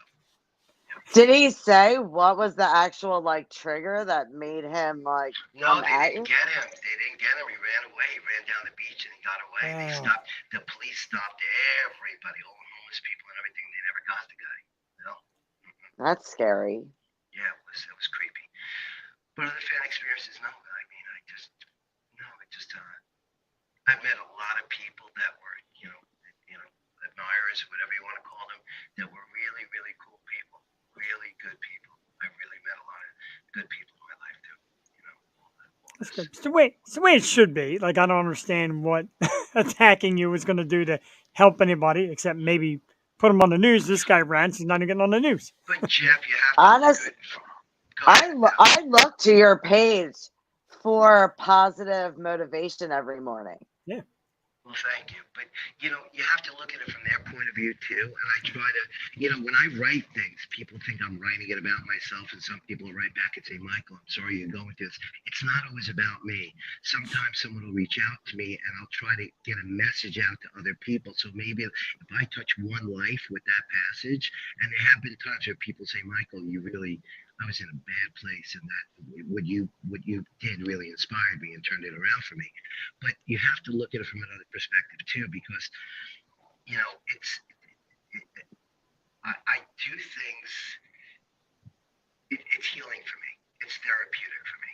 And I guess some people would think it's selfish. I'm not trying to be selfish, but by doing these things, and I have to say that sometimes I am a little direct at some people. I've tried to change that a lot. I'm the kind of person where I'm going to call it a spade, Right. and I'm gonna tell you the truth, no matter how much it hurts. But I try to do it the right way. But I mean, I think social media is. I think it's taken a different turn. I think that it could be used in a lot better ways. But especially with younger kids now, the exposure. My two little boys, I try to limit what they're doing, but they come out with some of these radical things. I'm like, "Where'd you hear that?" And they're like, "Oh, Right. YouTube." Probably Give me a Fortnite. Oh, they're doing it right now. They're playing Yes. Yeah, because they said, "Leave me alone. Go play Those Fortnite, play on noises. your PS5. Just go away. I need some time." But it's But even in the chats, the things that some people talk about in the chats, you're just I know that Jackson will come to me and he's like, "What are they talking about?" And I'm like, Nothing that should be in a chat on Right. Fortnite. Don't you love when they come up to you and say, "Dad" or "Mom, what is this?" And you're like, "Where'd you hear that?" It's Especially with always at us. the worst time too. It's always when you're like doing something else and like you've got to stop and like think about how you want to approach it. Or when you have something in your mouth and it's so radical that you spit it out in front of everybody, like, "What'd you say?" But yeah, So we got a name correction. A spelling. It was Annie D'Amico. Daimco. Annie D'Amico. I know an Annie D'Amico, but I never flew her down anywhere. As a matter of fact, I think she's from Philadelphia. Yeah, I do know Annie, but I never flew her down anywhere. No. I'm not gonna look her up. No. I'm kidding. Yeah. No, Like I Did said, you just see her at an event? You probably passed her at an event. She probably handed you a business No, no, card. no, no, no. She actually, she did. She came down to Florida and stuff. I didn't fly her down there or anything, but she came to Florida. We were friends and so on and so forth. Yeah, absolutely. Yep. all right. That I didn't know clears Annie's it. a model. I didn't know she's a model though. She worked in, a different industry from what I understand. I think with pets and things like that. I thought you were gonna say porn. No, I was no, too. she's not. No, Did she's you not see? a porn. No. I No, did- she's actually a good person. Good. She's a good person, Annie. That when you said model Annie D'Amico, no, but Yeah. Annie D'Amico, yeah, but she's not. So- I didn't know she was a model. See, I just fell into the trap. I joked And around this before was you came 15. on. I think it's 15 years ago, 12. Or Wow. 15 years. You have good memory. You really do. But I said before we came on, like, we're media, and Allie laughs. Like, I don't consider myself media. Me neither. But I just got sucked into the media trap. This girl knows Michael Lohan. She's in a different field, maybe porn. See, I did it too. No, she worked with pets, I believe, or she's got Okay. an affinity for pets. But yeah, I got to tell you, when Pets and Allie porn. pets and porn is a whole different ballgame. depends what you call your pet, but When Allie first told me, she said, "Hey, I spoke to Michael Lohan. He's talking about coming on the show." And I got to admit, I was a little nervous because, like I said, there's stories, and you don't know what to touch on, but not to touch on. And we talked a lot about the approach because you deserve the respect that you get. You deserve to be spoken to like every other human being, and even if there's bad stories, it doesn't really matter. So basically, in coming to us, we love people to feel free to say whatever they want. Give us one thing about yourself, nothing like controversial, one thing about yourself that you really want people to hear right to their face, like I'm this or this drives me, something that just is really great about you that people really need to know. That's a good one. Thank you. there's so honestly, there's so much. I mean, I struggle not with addiction or anything like that, but I struggle with things in my life. There's certain things in my life that I have my own little secrets, so to speak. Nothing with about my gender or anything like that, but just things in my life that. Um, Listen, when you're on a spiritual path and you really, I went to Bible college, became a minister. I worked with Teen Challenge for a while, and I did all these things. You're not supposed to, you're supposed to be totally open about everything in your life, but I can't do that. I can't. Sure. There's certain things I just don't want to hurt people. I don't want to, I don't want to say things that might offend somebody or things that. That I just that I'm not proud of. There's things that I just let sleeping dogs lie, and if they ever have to wake up, they'll wake up when I go and poke them. That's good. I actually like that a lot. Like everybody assumes that, again, from what you've been through and your famous family. No offense, because you said earlier it's not about that, but your famous family. Everybody always thinks it's always on the attack. Michael Lohan's always on guard, always going to attack somebody, or if you come at him, he's going to say something. And that's great that you admit there's a little bit of a vulnerability, but it's also a good piece of you that just knows how to channel it and relax it. And I tell you what, that is a road to recovery and a road to just fixing and righting wrongs that a lot of people can't put a finger on. It's incredible. I give you a lot of credit. I really do. It's great. Jeff, I hate to say it takes a lot of practice, but it does. I mean, after a Sure. while, you just learn to deal with it and succumb. You you swerve with the curve. You learn, to dodge those pitches that are going to hit you, and you don't always have to swing at them. I don't have to swing back at what people say anymore. I know how to let them go. You have to buy that pitch sometimes. You don't have to swing at it. Just let it go, and it was a ball. So I just it took a lot of learning. I used to be very reactive. If someone said something, came right back at him. Dina too. I feel really some of the things that I said in reaction to what she did, and exposing things with tapes and things like that. I thought it was, I was trying to justify myself and prove my point the wrong way. You don't have to do it that way. And I'll say it publicly now. I apologize to Dina for exposing certain things. I apologize to Kate for exposing things. I exposed, even other people I did it to. But the only one that I should be interested in is exposing myself. That's it. Being, God takes care of everything. When it's time, He levels that playing field. I don't have to do that. I'm not God. I'm certainly not God, and I'm no saint. I'm not perfect. Nobody's perfect. We strive to be as perfect as we can, but we'll never be perfect. We'll always make mistakes. We'll always have struggles. We'll always have to right our wrongs if we're good enough to do that, because a lot of people don't, because they're not man enough, or I don't want to say woman enough, but they're not good enough to do that. So it's been a long time. I'm 62 now. I don't know how much more time I have on my clock. God willing, He's going to keep me around so I can do some more good and help raise my boys. Oh, your boys are going to keep you young. Oh yeah. Or kill me, one or the other. I coach them in basketball, coach them in football. Wow. Dress them in the morning, get them to school. I go to lunch with them on Tuesdays and Thursdays. I leave work to go up. And things I didn't do with my kids before that I wish I would have done. That's the thing. When I was younger, talking about being material, I worked on the floor at the New York Commodity Exchange for 11 years. I got up at 4 in the morning, and I left at 5, and I was on the floor by 6:30, getting ready to trade. And I didn't leave the floor. The bell rang at 4 o'clock to end. I didn't get home till 6:30. So I woke up in the morning, didn't see Dina and the kids, got home at 6:30, just having dinner, did some homework with them, played with them. I had all weekend with them, but I had no time for my family. It was all about working to make money. I'm sorry. So my 2 Yorkies, can I just put them in? Yeah, do your thing. You're right ahead. Go get that. Mine have actually going back upstairs. Six just opened her eyes, looked at me, and was like, "Yeah, no." So you learn from that, and that's why I give my kids more time now, and I try to be more attentive to make up for the things that I didn't do before. And that's, sometimes you make sacrifices we think are for the good, but they're not, because you know what? It's not about spending all the time working. You got to give time to your family. Yeah, it's a tough divide. It's you got to go out and make the money, provide, give them a certain life. Sometimes it takes too much of your life. So now Only she as much says, as we let it take. right. Everything in life is about choices. It's not about, everyone has a choice to make. You can take this, you can either take this road or that road. You can decide to do this or that. And we have to deal with the choices that we make, just like addiction. Everyone says, well, they can't beat addiction, this and that. It's hard for them.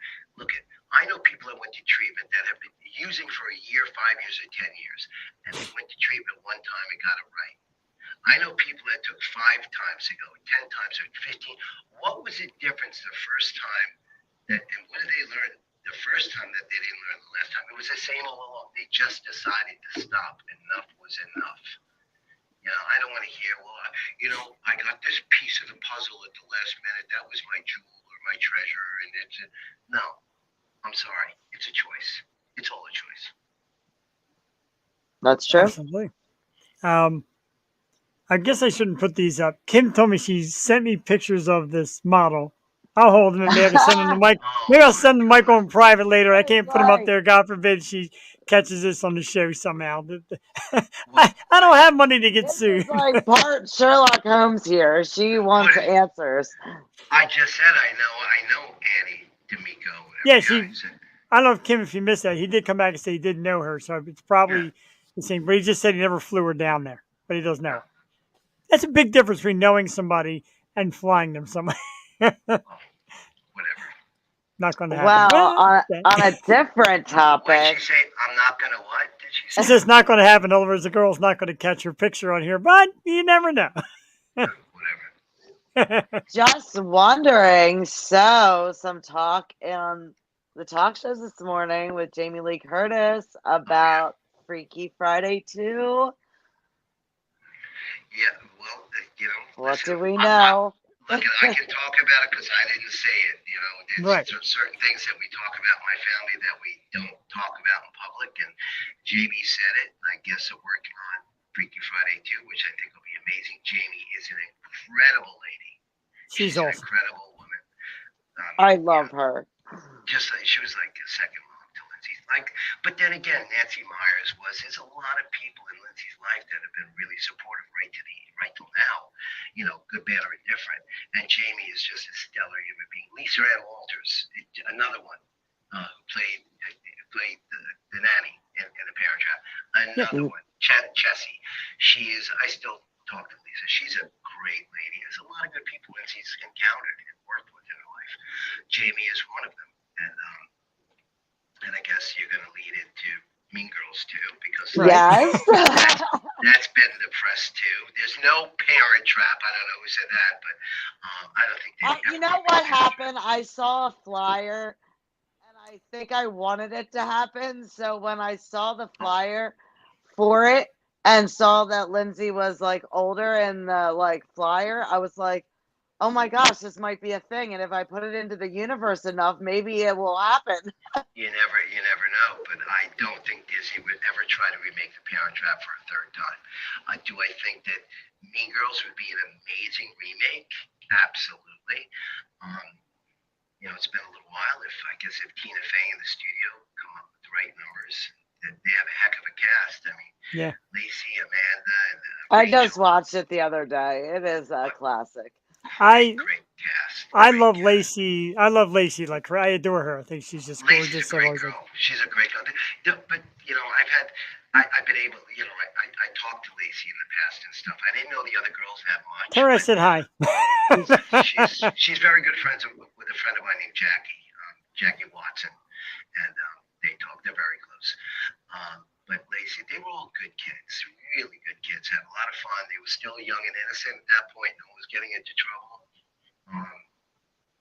But that was a true success story, and Tina Fey did a great job. I mean, it's iconic. I mean, it's amazing. Just what's come of that.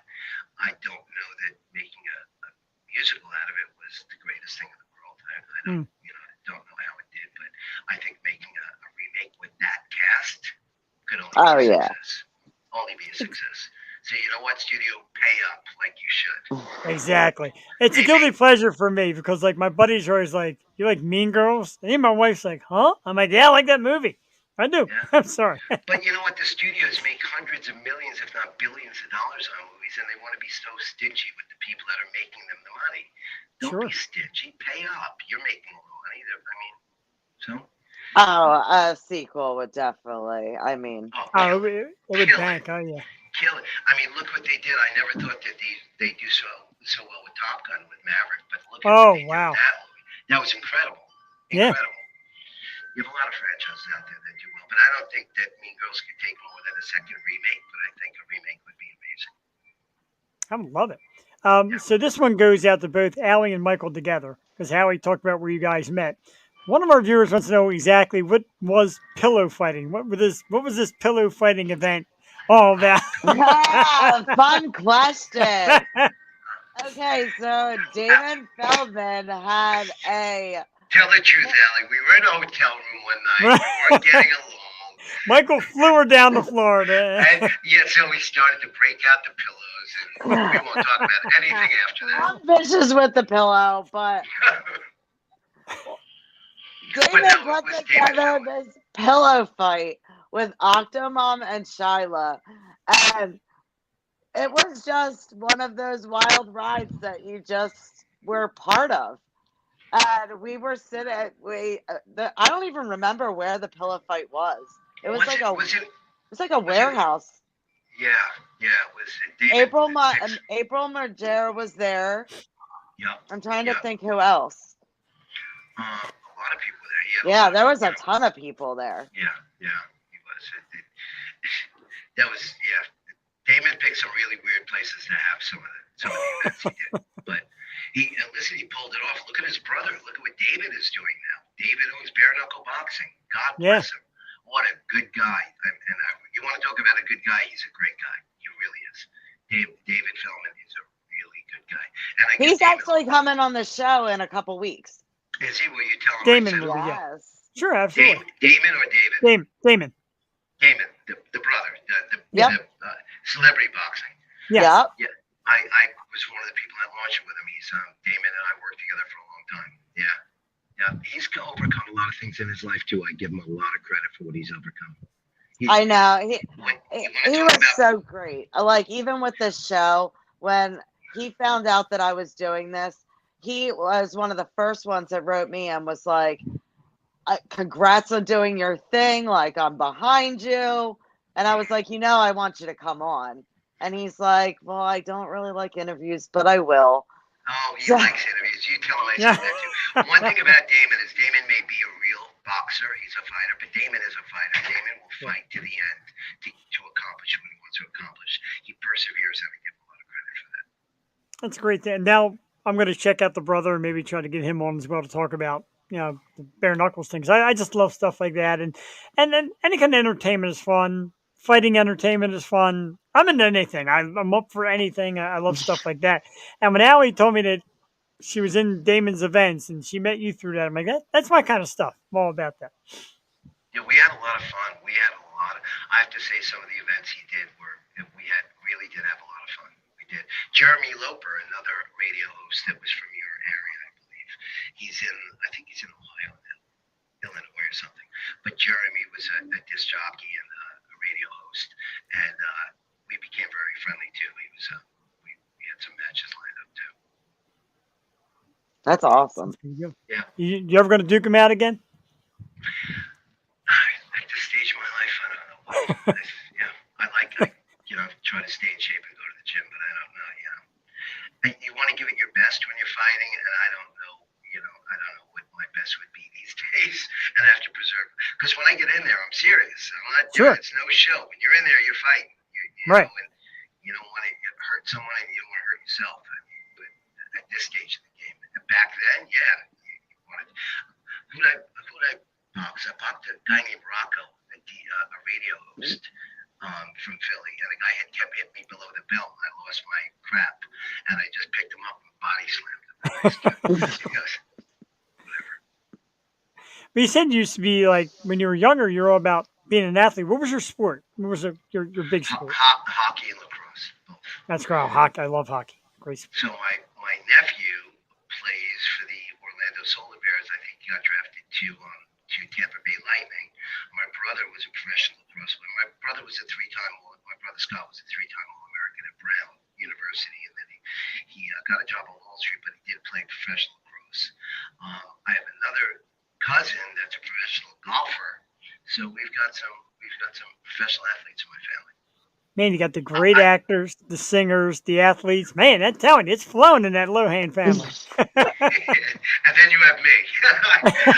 I was all county in lacrosse, but that's as far as I got. That's about it. Yeah, but you also got to get to the gab a little bit. Like, you talk it good, and like I said, now, something that a lot of people can't accomplish is reaching others. And like Allie said, and I see where people say, Michael was important to me recovering. Michael was important in my life, and the words he says and the stories he tells. That's big, dude. You can't put a price on that. Movie star, rock star, athlete. You can't put a price on helping people turn around and get better. That, to me, is like the most important thing you can do in life. So. Well, you know what? The two most important things in my life, and I think most people, are your family and what you can do to help other people. There's no better badge to wear than being a good father, a good husband, and a good person.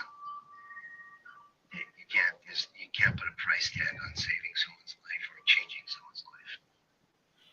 Yeah, your growth, even in the time that I've known you, has just been amazing. I mean, it really has. Well, thank you, Ellie. And I really appreciate you guys having me on here to hear what I have to say. I'd love to see the pictures you were talking about before that you can't. Jeff, you gonna show us some pictures? Of this model. That's what you want to say? Yeah, might as well. Is that what she sent a picture of the model of? Yeah, she sent two Annie? pictures. Two pictures of this model. I guess this is Annie. I don't know if that's her. If you really see it with the glare. Yeah, that is Oh, Annie. Yeah, Yeah, I was gonna say Annie's there's pretty. another one. I Very remember. pretty girl. Yeah, very pretty girl. Annie's pretty. No glare in there. She's a nice girl. She went through her own issues in her life too, and she was just a good person. Good. I have nothing bad to say about Annie at all. Excellent. Unlike Virginia, Right, no What one is can sleep with Virginia. right? Poor Virginia. You're famous for not sleeping with Michael Lohan. I guess we're both famous for the same thing. I won't say that about Annie though. Whoa, man. oh, I was going to say, me and Virginia are famous for the same thing. We did not sleep with Michael Lohan, and we're famous for it. It's never too late. No, I'm kidding. You got to fly me down to wherever you're at. Yeah, We don't right. say where you're at because you never know who. You never know who sets can off you your now? car You alarm. just call TMZ or Newsweek and just tell them that it happened. No, listen, Harvey would love to get a piece of this interview. I'll tell you that much. I'm sure he could put a spin on it too. He's done that quite a few times as well. Oh, I'm sure. Yeah. Michael Lohan comes out with podcast host. My wife would murder me too. So, Listen, they all have their job to do. They just do it differently. Look at Perez Hill, what his tone was when he started. yeah. So people, they have their own agendas. And you know what? It worked for them, didn't it? It got Yeah, them it did. the notoriety that they wanted. No matter how rude, crude, or abusive they were, it worked for them. And I say that like about sports. There was like, they always start these trade rumors and a holdout rumor, and who doesn't want to play where? They have to. They got to sell something. They got to print something. So they're putting it out. Like I said, whether it's right or wrong. Have you made it? Have you gone on the celebrity tour bus? Like, have you gone on there or You like? mean TMZ? I haven't gone on the bus, but I've been on Sunset or in West Yeah, like Hollywood. has the bus stopped and like? It beeped. Oh yeah. When you're out there all day. Actually, the last time it happened, I was with Stephen Baldwin. We were walking down the street and they accosted us. Yeah. Yeah. So, not to sound naive, what is this TMZ you speak of? I never heard of it. Oh really? Let me Google it. You'll find out who they are. Harvey, that wasn't me. That was Jeff. They used to have a really good guy there. His name was Mike Walters. Michael started. He left and started the Blast. He was one of the people that started TMZ with them. He was one of the founders, but he left and did the Blast. And there was another website called X17 that was another good one. They were one of the pioneers in that industry that TMZ kind of took over. But yeah, X17 was another. They were good people. TMZ's like branched out now. They're doing sports. They have a bunch of different shows. Harvey's a genius. I mean, Yeah. Tell you a funny story about that too. So Harvey was always saying rotten things about me and my daughter and stuff like that. And one day, remember he was hosting the People's Court at one time? Yeah. He was in Santa Monica at the promenade with all the people around him, talking about People's Court. And I walked up behind him. He didn't know I was there. And he had just said something bad a couple of days before about Lindsay or myself or whatever. And I went behind him and I put my hand on his neck and I grabbed him back as hard as I could. I said, "Hey, Harvey, how are you?" And he looked at me and he just about crapped in his pants. I mean, but after a while, we learned to get along with each other. After I broke down their door one time, they did get security at the front door. I did. I'm the reason. You broke down TMZ's door? I kicked the door in. I ran right on the set. Yep, I did. Yeah, he'll tell you that. Yep, I certainly did. I got to see Listen, footage. you can mess with me. Don't mess with my family. Don't lie about my family. Shepard Smith did that once. Look it up when I was being interviewed by him on Fox. And Shep Smith said something derogatory, and I literally chased him around the desk. Wow. That's good defense, though. It's good to have a father like that in your corner. Well, listen, I was, like I said, I was reactive at one time, and I didn't put up with that.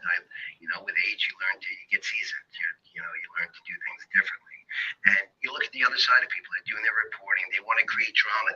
People don't like nice stories. They don't like success stories. You don't see stories about people doing these wonderful things.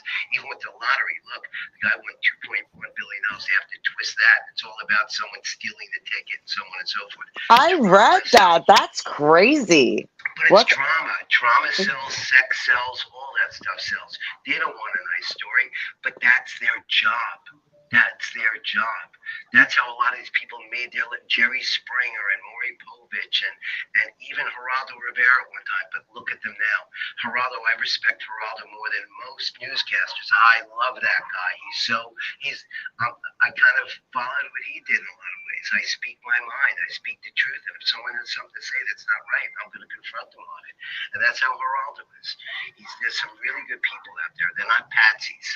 And I respect him. I'm a man's man. I respect him, and I respect a lot of other people like him.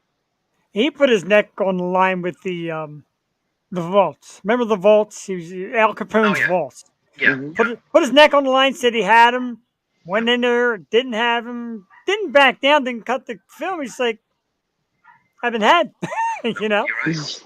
Yeah. Absolutely. Came right out and said. I mean that takes the guts. But that's. I mean, not to date ourselves, not to age ourselves, but that was the way it was when we were younger guys, Mike. It was being legit, being honest, putting your neck out there and just doing it. And if you failed, you failed. You know? That's right. Just take it like a man, take it on the chin. Am I hearing things, or is there a dog barking in the background? My dog was doing good. All of a sudden at the end. I thought it was my dog. No. Okay. I'm letting y'all know my little dog is laying right next to me like a little puppy angel. Just Yeah, well, my doggies are mommy's boys and mommy's girls, so mommy must be sleeping. Now they're running around the house losing it. So. that sounds like Hannah. Yeah, so that's Hannah you hear, and she's losing it because mommy's probably in bed or something. Right. So, that's good ears, though. You're hearing right. You're not going crazy. It's like, what's going on? You probably saw my face going like, Yeah, a little bit. trying to wonder I'm what so it was. used to it between the Fortnite and the dogs. Like, I'm just used to it. He called your dog a rat. It's a rat. The rat. Think about Allie's dog. What's your dog a rat? She doesn't take well to that. Six does That's not mean. like being called That a is rat. mean. I actually got into I became a little dog guy as I got older. I tend to like the little ones. It's less work, less dragging me around the house. I'm like you said, your body doesn't age as well. I'm getting brittle. It happens, part of life. That's why I got into the wellness business, to try to reverse the process a little bit. And there are things that work, I'll tell you that much. There really are. I'll have to Any hit you up for some of them. I need it. I know, right? I've been sick. I mean, I had. Did you ever hear of gout when you have uric acid? Yeah, sure. Yeah. Well, I had a case of gout probably about 3 weeks ago, and first I got it in my elbow. My elbow was sore, and then it went to my other elbow, and then I got it in my right hand, and I couldn't even close my hand. And I woke up the next morning, and I couldn't stand out of bed. My ankles were so swollen. I went and I got an IV treatment with certain vitamins in it. By the time I walked out, I was 70 or 80% better. The next day, it was all better. So there's things out there people don't know about cryotherapy and infrared sauna and hyperbaric chambers, things that really, there's something called NAD, nicotinamide adenine dinucleotides, an IV injection. It's actually the fluid inside your cells that depletes as you get older. When you infuse that into your system, it actually slows your aging process down. The stuff is amazing. Yeah. So people don't know about this stuff, but unfortunately, insurance doesn't cover it, so it's cash pay, and a lot of people can't do it because it's expensive. Like NAD is $500 for an IV, but it costs a lot less, but they mark it up. Well, I got to tell you, being from right outside of Philadelphia, being an Eagles fan, whatever they gave Patrick Mahomes' ankle at halftime sure did make a difference.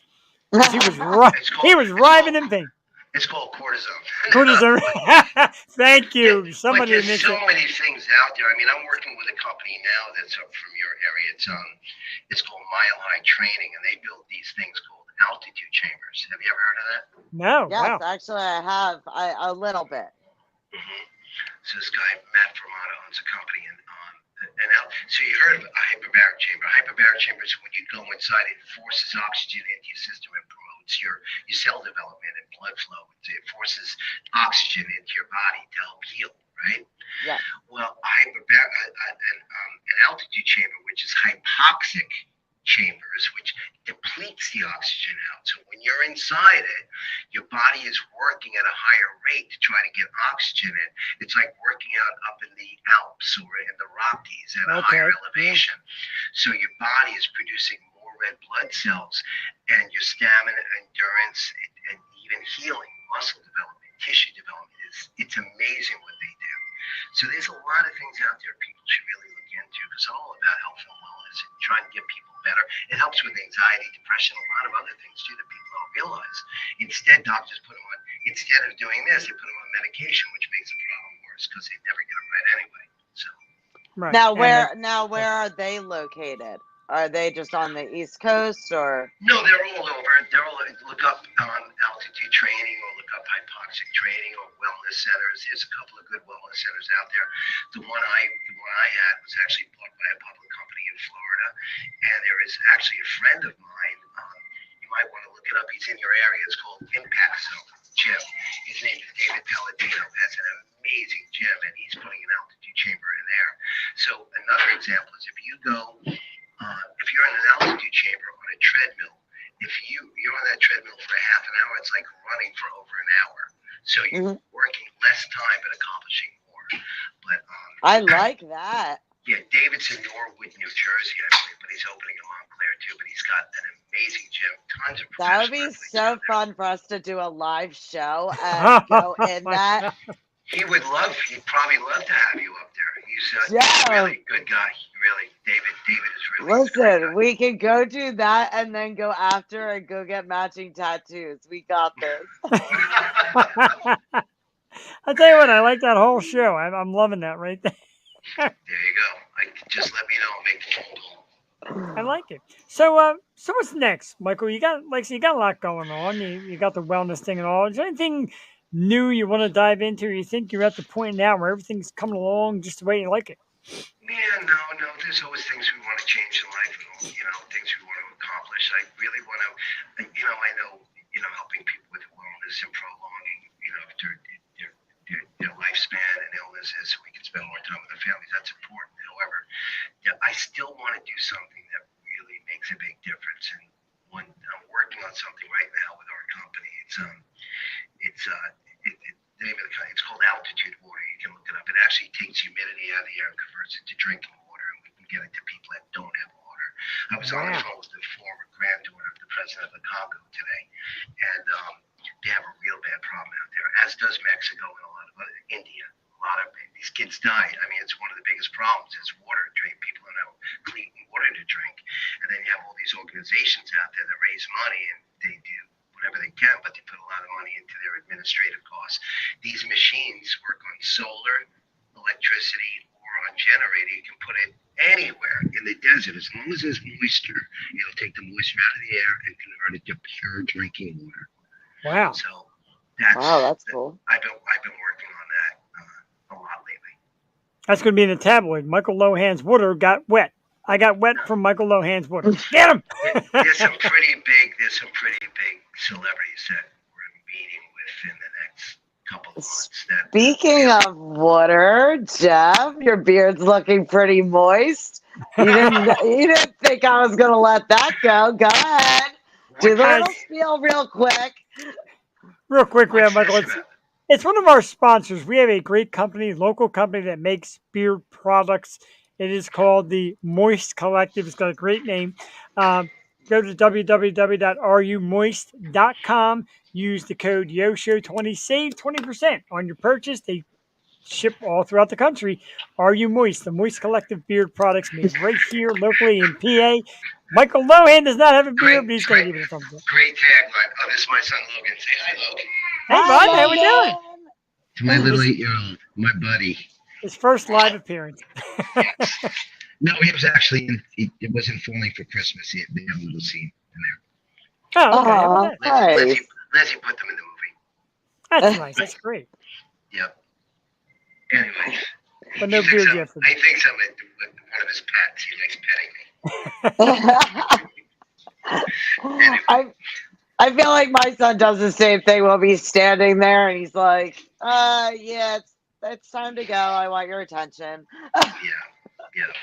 We just have kids just like popping on this show. Jules' daughter does it, and Well, kids some love people popping. have dogs. Here's one of them. Here, come here. Here's the other. Here's, looks like yours a little bit, Ellie. There we go. Look at that little fella. Oh, That's Milo. And here's Aw. Kylo. Here's Kylo. They look like twins. Look, see? They do. My God. oh, I love dogs. Yeah, so do we. We love them. So do I. Yes. We're a pet friendly, kid friendly show. Jeff's language is getting better, so we're getting there slowly but surely. Except the tagline. Exactly. Well, we'll get there. Yeah. I'll tell you what. Addie, your son is there, and we'll give you some time to spend with him.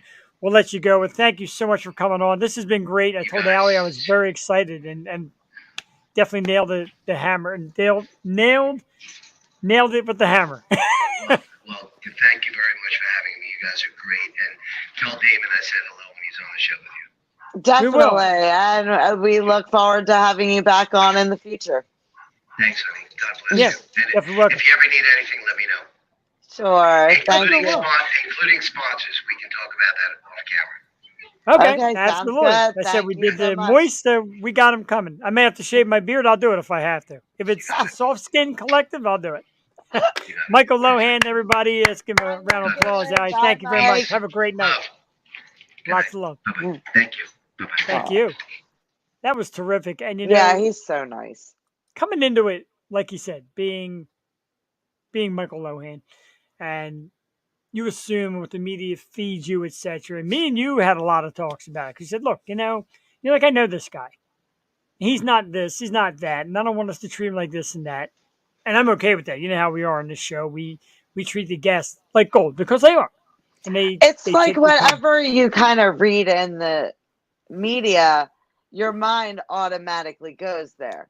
Right. So let's say that something comes out, even if it's not the way it went down, like a lot of the things that he was talking about, it's still in your head.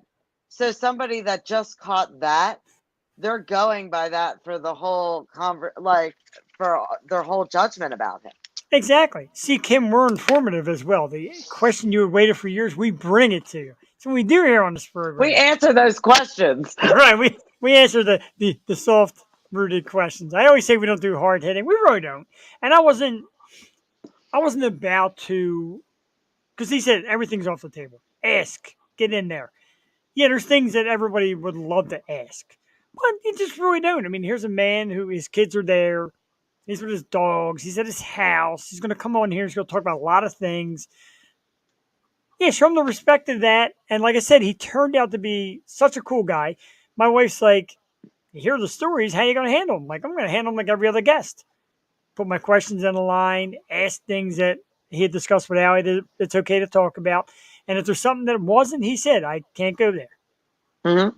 That's fine. That's perfect. Yeah, I think it went great. I think so too. I think He's he's so nice. Like, even with the sponsor thing, like, I didn't even really like throw that out there, but that's awesome. tabloid news. Six has a boyfriend. Well, Hannah might be jealous because that night that everybody was here, Hannah was getting down with everybody. But it's what I love doing about this show and this kind of format. Like I said, there's people out there who they want to run and start a podcast just so they could badmouth and run their mouth about their country and their government and people and race. There's people out there like me who one day said, hey, you know what? Kind of enjoy this. Let's have talent on who has things to offer. And not only is he, he's Lindsay's dad. Okay. Now he's been in shows and whatever. But now he's in this company that's trying to make water out of like the air to get water to the needy. Hannah's going to love that. And like he's doing the rehab things and motivational speaking. Like I said, people have reached out to you. People have commented on my post. And Michael spoke about my recovery, and that meant the world to me. He's helped a lot of people with Yeah. the recovery and just people that are having issues. He's pretty motivational. Like he posts every morning. And every Yeah, morning I'm like, what's he going to say today? Like, right. okay, this applies to my day. I had to twist him a little bit to get him to accept my Facebook friendship, but he's there now, and and it's funny because as soon as you become friends with a guy like that on Facebook, you just look into what he talks about. And like I said, a lot of great, encouraging words, positive, and it's good to wake up to that kind of stuff. And like even me, everybody's like, "Oh, you're always so funny on Facebook." Some days you wake up like, "Oh, I don't feel like being funny," but you do because people are used to it. And like Amy says, there's just some days, but people look forward to the words of encouragement. Allie, you do, like you said, like I look forward to his words. He puts them out there, and it's great. I thought he was terrific. Hit the I'm all about people that are moving forward and doing things positive to move forward. Everybody has a past. Everybody's done things that, you know, they wish had been different. But at the same time, like you have to learn from it and be a better person and a better version of yourself each and every day. right. It could be. And It's he easy to definitely speaks of that. right. It's easy to stay down and say, "Well, see, they beat me down. I guess I'm this, and I'm just going to stay here and always be that." No, there's no need for it, and he shows you that there's a way out of it, and that's terrific. I couldn't be happier for him. I am kind of sad, and I warned Allie ahead of time. The results of the polygraphs will come out horrible on these, but I'm telling you, everything he said is he passed them all. They put him up against the dreaded polygraphs and the stress test and all, and he nailed it. The results are there. I got And the I results. don't know if I don't know if you could really hear him because he kind of went out a little bit, like as he said it. But I was talking to him earlier, and the reason that he took that plea was because it was right when Lindsay was relaunching her career. Right. So, I mean, like, he could have fought that, and it could have been a long process, and he probably, in the end, could have beat it. But he chose not even to do that and put his family through it. Exactly. And Yeah, when he mentioned about Lindsay does her thing, he's never asked for money. He said going through that litigation will cost X amount. It's not like he said, "Well, I'm not worried about it. Lindsay can probably help me with that." Didn't do any of that. He just, took the high, hands like blue, took the high road, and it is what it is. And there are past things in life. And like I said, did you dye your beard blue last night? no, it's the there's a mat. I lift myself up on a couple of like cushions. If not, I come down like this. And the one of them is like blue. It's like a rubber mat. I had my hands under it, I guess. And whatever. Whenever I see blue dye, I think of Grown Ups too, when he's in the pool and he pees in the pool, and the kid's Yes. like, "You're so embarrassing." Um, I'll have to show you a picture of when I was Papa Smurf for a Halloween episode of the show here. We're going to talk about blue dye. Blue dye was all over the desk and all for days. It was a disaster. Fun. Yeah, everybody around Halloween, they're like, "Why don't you do this one? And why don't you do that one?" Where they're like full colored. I'm like, yeah, because I don't feel like having to take that off and having Oh, that color literally everywhere. grueling. It is the worst. Non Lohan comment, but tell Allie to come photo shoot with me. Right? Oh, I would love to. I've been Right? waiting for you to ask. I would love to. Kim, I got to tell you, I would love that too. You're a superstar. Your photography is phenomenal. Your pictures are always great. Congratulations on the magazine project, etc. It's just all wonderful. You do great work, and we're like thrilled to have you as our part of our little family. And come on and comment with us and watch us. We're so many great people out there with talent that we love, and we love promoting it, etc. And the great shots you did with Mandy Marie, who was on our program. You do excellent work, and you deserve to be credited for that excellent work. And like I said, I'm here to kiss butt. If you're talented, I will kiss your butt. I got no shame about it. I don't. The only person who's super talented on this show is butt I don't kiss is my own. Let's face it, I'm great. Michael Lohan, I'll tell you. This story, real quick before we get off the air. Allie hit me with it. I didn't even know it happened, but I predicted it would happen. Blink 182 forced to once again delay dates and postpone a concert over Travis Barker's finger injury. Uh, this time, oh, absolutely, you're very welcome. We love you too. We really do. We love people that take the time and hang out with us. But I had predicted it. Blink 182 always manages to slam the brakes on tours, always falls on Travis, You and did now call he's. that one. You did call it. I did, and we got to find that because I want a short of that, Dennis. I want a short of me predicting. No, I'm kidding. I love Blink. I love Travis. I love the band, but I knew this was great. It always seems to happen. And now with tickets 2, 3, $400 a piece, this is a pretty big blow. Well, all I can say is there's another band with a very Blink 182 vibe that will be coming on the Yo Show. So if you can't see Blink 182, check out 408. Yeah, 408 will be on the program. It's one of those that I didn't quite get in the lineup yet. But 408 is coming on. They said FBS band is going to join us. We do have a lineup of great stuff. We come back next week. We got another great one. Another person who said, I'm going to come out and speak my mind. I don't know what I'm she's got, so but we're excited. excited. The amazing Bree Teller, of course, member from American Idol, also a local girl. And she's fantastic. She's going to be on the program March 15th, as we mentioned. Celebrity Boxing's own creator, Mr. Damon Feldman. March 22nd, actually changed that. That is FBS band. I forgot to change that. I know. I take full responsibility for the whole horror story thing. It was my fault. But I'm because, sorry. like, and no offense to the ladies who will be doing it with us, but FDS finally acknowledged it and said, okay, we'll take that date. It's tough to say no to. I'm really sorry, and I personally, I'm taking the hit on this one. It was my fault. So we're actually looking to move the women's forum. I think it's April 4th, I think is the date. I did send out a message to a couple of the women who had agreed to come on. Actually, April 5th. It's Passover. April 5th will be the day for the women's forum.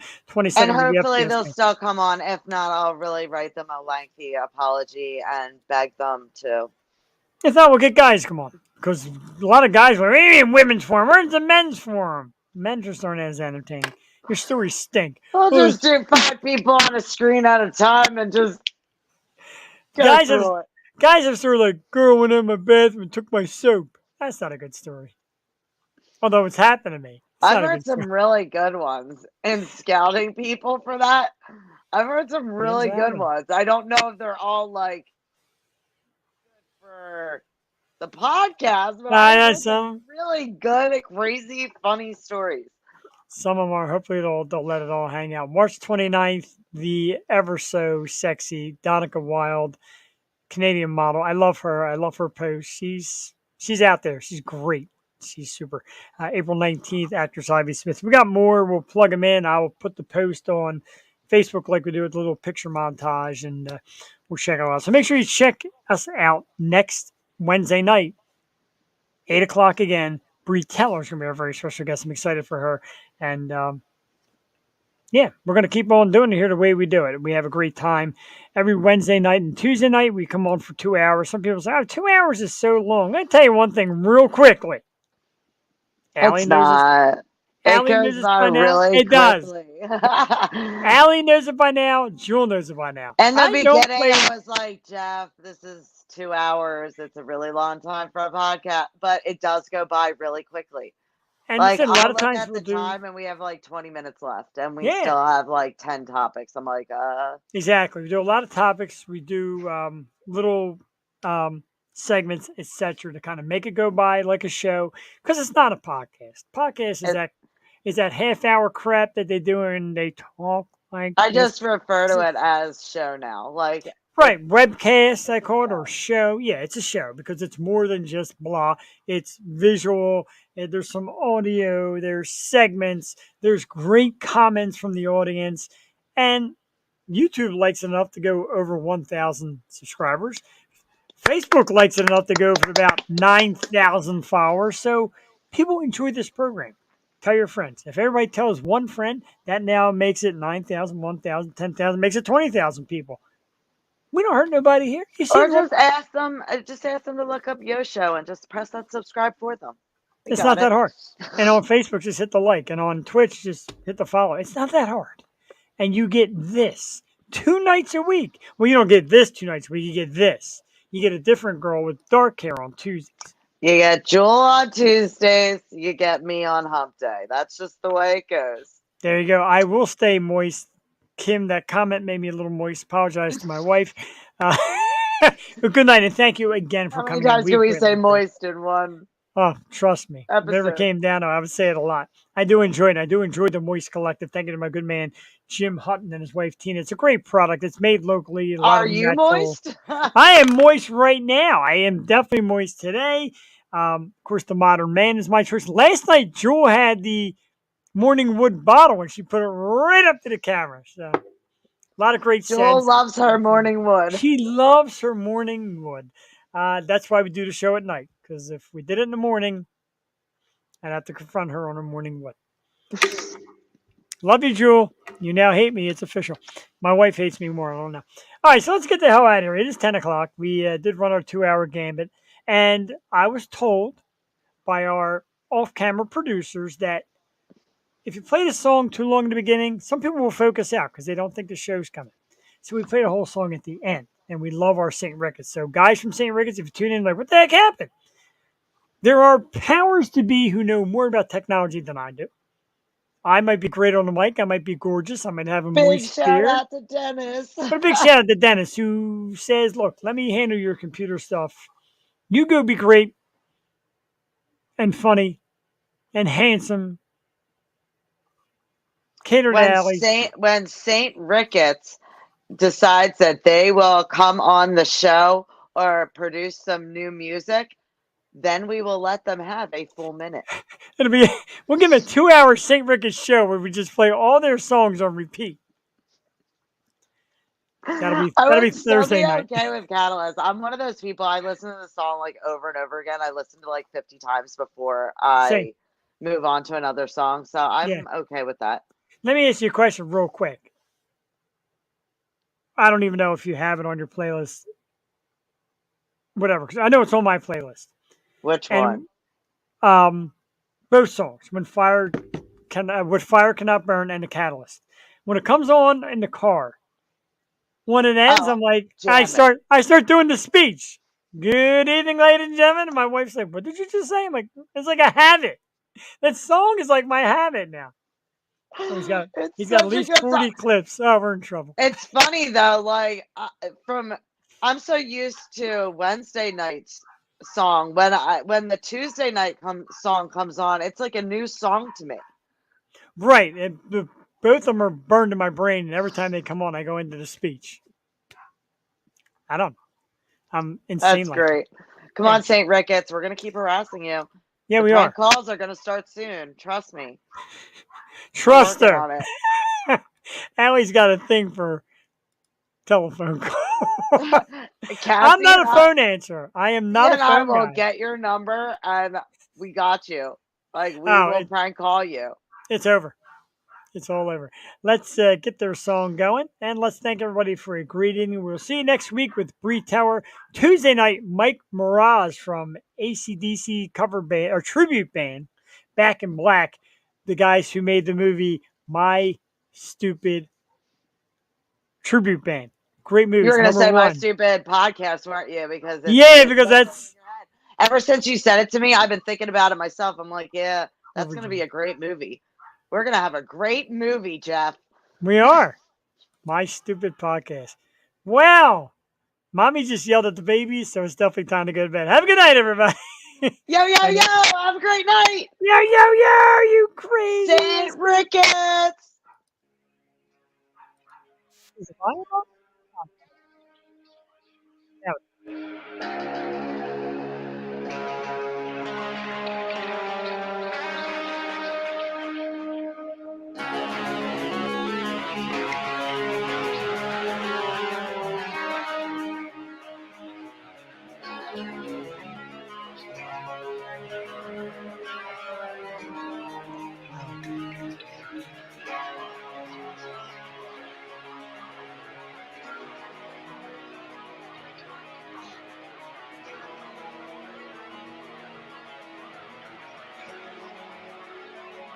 Introduce yourself. You're doing a fire. You have all the reason to begin.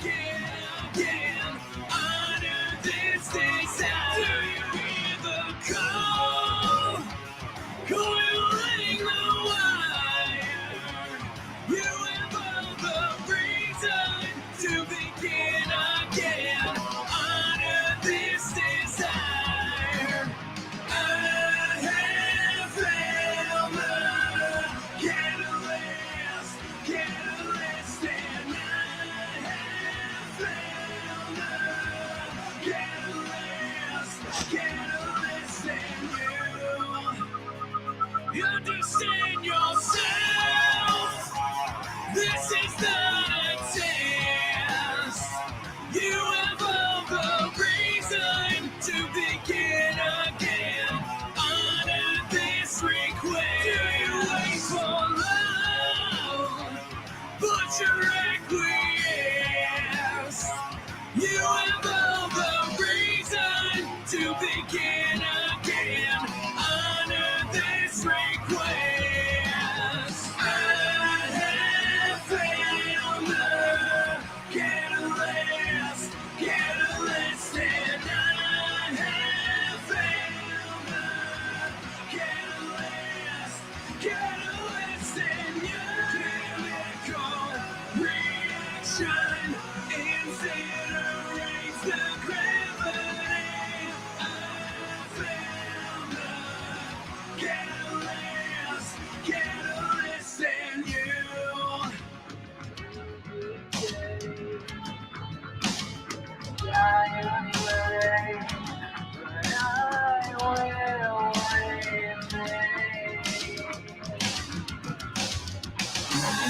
Yes, there will be days when